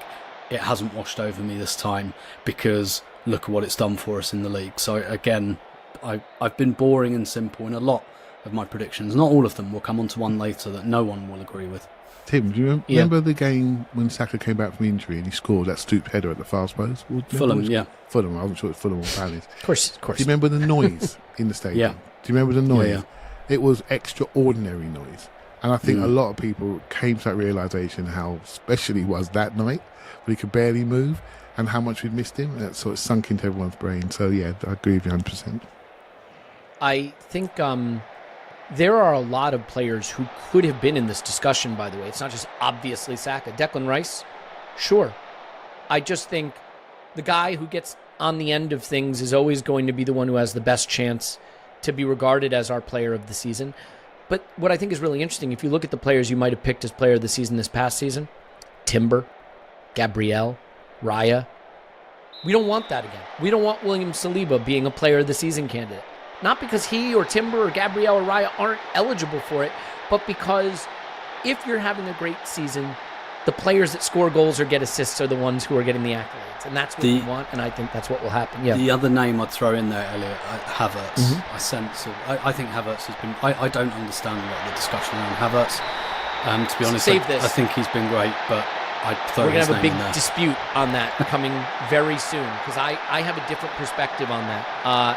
And so that, I think, will be interesting when we get to the goals scored and the starts stuff for individual players. Underperformer of the season is not a fun category to do, but look, the whole thing can't just be happy, clappy. We're going to win the league, and we're going to score 90 goals, and Saka's going to be the player of the season, and here are the 5 other players of the season, so let's hit an underperformer of the season because it is something we've done every season, and it's part of the process. So we're going to stick to the process. We're going to indeed trust the process, and we will get to our top scorer as well in a moment. So underperformer of the season, for me, I've gone back and forth on this. Originally, I had Marino, but I think Tim pointed out in our pre-pod chat why I can't pick him because my theory of the case there was I think he will have a struggle to access minutes. I just don't think he's going to start at striker a lot, and I think at that left 8 role, Kai may play it ahead of him. Obviously, Declan Rice is going to play it ahead of him. If we were to get an Eze, maybe he plays it a bit. So I'm not going to pick him. I'm going to pick one that you'll like even less, and that's Ben White. Let's be clear about underperformer of the season. It's not, I think this player will have a bad season. It's a player I think could be in line for one. I think Timber made the right back position his last season, and I think he is a much better defender than Ben White. Ben White, I think, gives us a little extra something in the attacking third, but I have concerns developing about some of his defensive tendencies, both in 1v1 situations and sometimes in his recovery runs. And I just think we have enough attacking firepower and enough that's built on our structure and our control of games that I think if Ben White plays and looks vulnerable, it's going to mean that the manager just continues to lean on Timber. So if there were an underperformer this season, and if I had to pick one, which I do because it's the exercise, I could see Ben White drifting from prominence where he was just a couple seasons ago, unthinkable as a player of the season candidate, that he wouldn't be again, to distance behind Timber as the first option there. Clive, what about you? Oh, the Ben White one was interesting, and I nearly went for Marino myself. What I will say on Ben White, just 2 seconds, I think he's almost played injured from his entire time here. Really good point. Yeah, and Mikel's been clear on that, by the way. And he just does it, and he does really, really well until he couldn't do it anymore. He couldn't manage it and had an operation, and he took time to come back. He looks half decent, although I agree with you, what defensively there's work to do. But he's also had a big gap in the last season, so I'm holding back on that one, but I understand the thought process. I went for Martinelli, and partly because I think there's going to be a lot of scrutiny on that side regardless. I think everyone looks at Arsenal Football Club and they think defensively we're good, goalkeeper's not bad, you need a striker, lads. Well, we've got one of those. Your right-hand side's pretty slick. Left-hand side's going to have all the focus. And right here, as we record, the left-hand side's going to be the same as it was last season. With maybe Noni Madueke coming in, but if we do that all the time, Saka will not get the rest.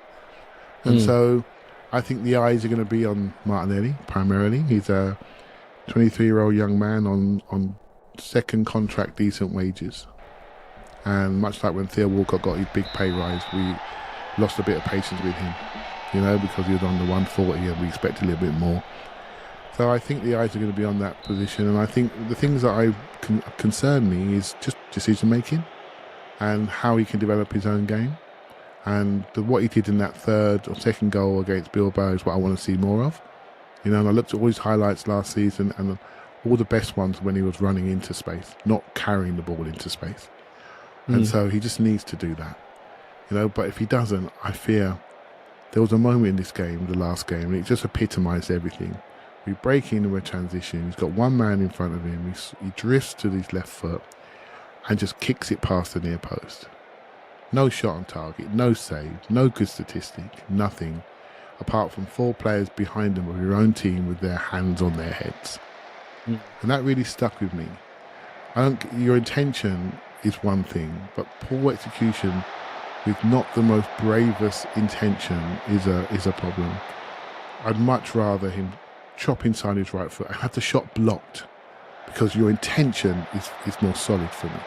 Do you know what I mean? So that's what I'm looking at, really. And I don't like saying those words, but I really want him to get better because I think it's in there, but I just don't know why it's not happening.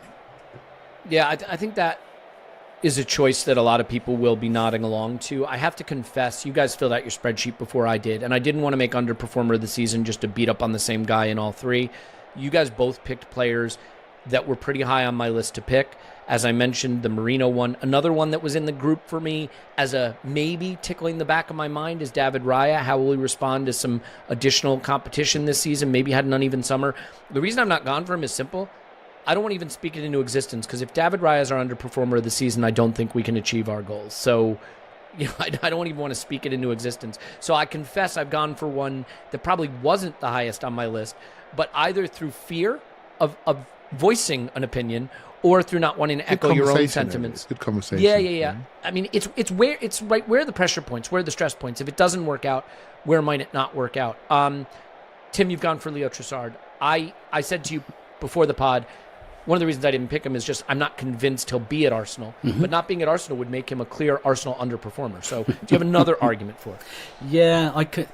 This one's just so difficult to read because in 2023, none of us would have picked Martinelli, but it probably was him. And this time last year, none of us were picking Odegaard, and it was probably him last year, wasn't it?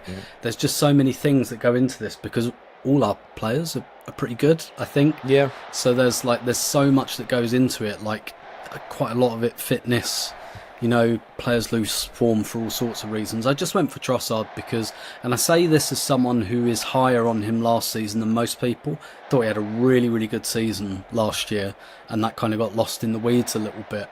But it's not a complicated calculus. He's got 1 year left on his deal. He's over 30, which, as we all know, means he's now completely and utterly useless forevermore. I could have picked Martinelli as well. We're going to come on to this later. I think Madueke is going to take that left wing slot. So I think really you could choose either one of Trossard or Martinelli. Other than that, it's the actual answer is probably going to be a total wild card, to be honest, someone that none of us expect, because that's the way of these things when you have a good squad. All right, let's do a quick hitter. Top scorer. I don't think it needs a huge amount of analysis. Tim, I'll stay with you. Yeah, I've gone for Saka. I'm assuming he's going to take the penalties as well, although Gyökeres might have something to say about that, but it depends how much he plays. We're doing top scorer non-penalty, to be fair. That's how this one's written out. Then definitely Saka. I still think we'll largely have a model of sharing goals around, and I think Gyökeres will do well within that, but no, I still think Saka. Clive? Yep, Saka for me. Breakout player, EQ beard, everything. I just think I may be putting a bit much on him, right? But I can't go against my gut and what I saw in the last two games and what he was trying to do. I loved it. I really did like it. I'm going to break from the group here and go Gyökeres, but I'm not going to expand on that because I want to expand on it when we do the starts and goals stuff. So we're going to do starts and goals for different players, appearances for certain players. We still have to do our Premier League top 5, Champions League finish. But before we hit the brands, let's get one more in and we'll sneak in our wildest prediction. I want to say these aren't actually that wild. We could have gone wilder. I'll start with mine. Arsenal lead the league in penalties. Look, we are usually first or second or thereabouts in field tilt, in box touches. You can only be near the top in box touches for so long before eventually they got to give you penalties when you go over.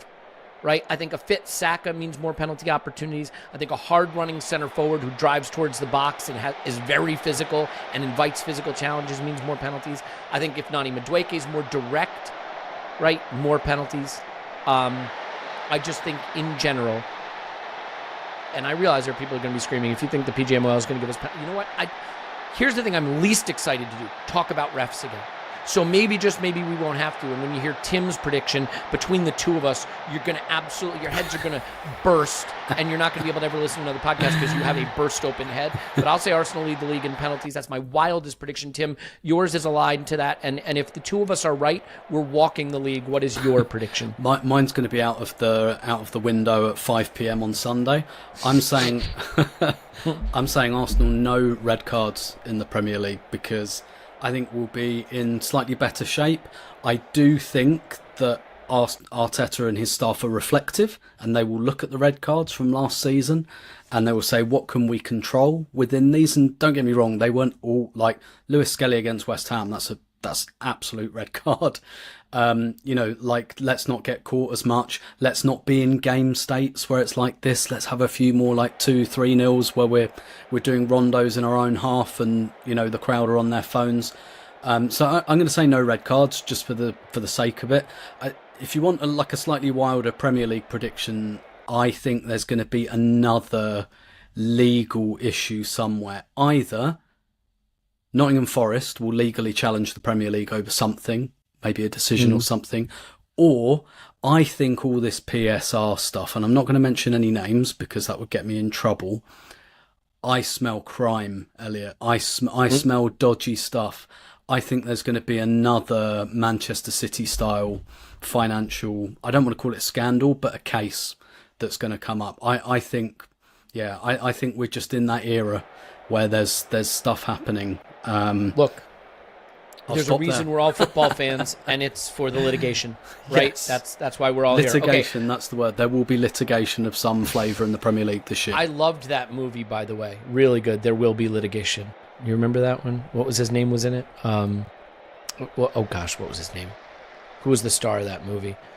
It's not actually called that. It was a Paul Thomas Anderson movie starring Daniel Day-Lewis. There Will Be Blood. Right, that's the actual movie for people screaming it into their listening devices. And before we hit brands, Clive, what's your wildest prediction? If you're sticking with what's in the spreadsheet, I'm going to call it your tamest prediction. Well, I didn't get this question right because I obviously because now Tim's talk about the financial stuff. I think that's a really good one, and I think the Man City charges thing. Let's talk about that. Maybe the wildest prediction. Just so we're clear. Paul went with aliens are real and they are with us, and this will become commonly known next season. So yours by comparison. I started off saying that I just thought it was a prediction thing, sensible one. So I started off by saying I think Wolves and Brentford would struggle this season. I think it's going to be a challenge. So Tim was looking for the one team to maybe pop out of the group and disappear. I think it could be one of those two, with a promoted team maybe staying up. And then I started to think about the Man City charges, but I didn't write it. And then I started to think about, I don't think it's that wild that Max Dowman will break the Premier League youngest player record this season. But that's where Let's go for that. I'm going to type that. I'm replacing what you've written. I think I've already done it, but I'm not sure if it's on your sheet. Max will break the Premier League appearance record? He'll be the youngest player ever to play in the Premier League. To start, to get in the game. Okay. Which is currently Ethan, so I think he'll break it. I love it. Okay. Perfect. So let's do this. We now have to get in all the player stuff plus our Champions League finish and our Premier League top finish. Usually when we get the player stuff, by the way, we do a little bit more rapid fire. So how many goals will this guy get? How many appearances? So on and so forth. So we will speed things up a bit. But I do have to tell you about brands before we do that, because if we get a new season going and I haven't told you about brands, then you're just going to be like, you're already letting me down. And as you know, I'm never going to let you down. Never going to give you up. Never going to let you down. Never going to run around and desert you. Okay, here we go. First things first, if you're going to watch the Premier League, you're going to be on some dodgy sites, let's just admit it, or you're going to need to stream something that's not available in your region. You're going to want to watch match reviews of the Day Show. You're going to want to watch a video of a highlight that says this is not available in your region. It is if you have NordVPN. NordVPN.com/ArsenalVision. You get a huge discount off your Nord plan, plus 4 additional months for free. Nord is an app. You put it on your device, you click, and you browse wherever you want. You watch a streaming service not available in your area. You watch videos not available in your area. You get threat protection so that you don't get dodgy stuff on your computer when you're watching dodgy stuff on your computer. NordVPN.com/ArsenalVision. Huge discount, 4 months free. It's NordVPN.com/ArsenalVision. Do it now. And BetterHelp. This is an advertisement for BetterHelp. BetterHelp isn't just online therapy. It's therapy that just happens to be online, and it's really this simple. Therapy should be seen like working out, like eating right, as a habit we get into because it makes us healthier. I've done therapy. I sat in an office with a therapist, and it was one of the most important things I've done on the process of trying to get to be a better person. For those of you saying, but it didn't work, haha, I get it, but it worked, at least in my own mind. Here's the point. Not everybody can get in a car and drive to an office and sit with a therapist and afford that expense and then drive home. They can't get the child care. They don't have the time in their day. Or like my mother who just doesn't drive anymore. Does that mean you shouldn't be able to access therapy? I don't think it does. This is making therapy available to all of us, making it easier to choose it and get it into our life and then work on the things that we need to work on. right? To get better as people, to block out the noise. There's so much noise in our life that clouds our brain with stuff that shouldn't be in there. Therapy can help get that out, make it easier. As the largest online therapy provider in the world, BetterHelp can provide access to mental health professionals with a diverse variety of expertise. Talk it out with BetterHelp. Our listeners get 10% off their first month at betterhelp.com/vision. That's betterhelp.com/vision. Do it now. And if you're starting an e-commerce store and you want it to look professional and you don't want to have to know, how do I sell on TikTok and Instagram and Facebook, and I don't know how to put my products everywhere, and I don't know how to do cart optimization, I don't know tax law, and I don't know how to do the shipping. What if you didn't have to know how to do any of that? And it was all done for you in the most professional way possible, and all you had to know is to describe your product and post pictures of your product and price your product. If you can do those three things,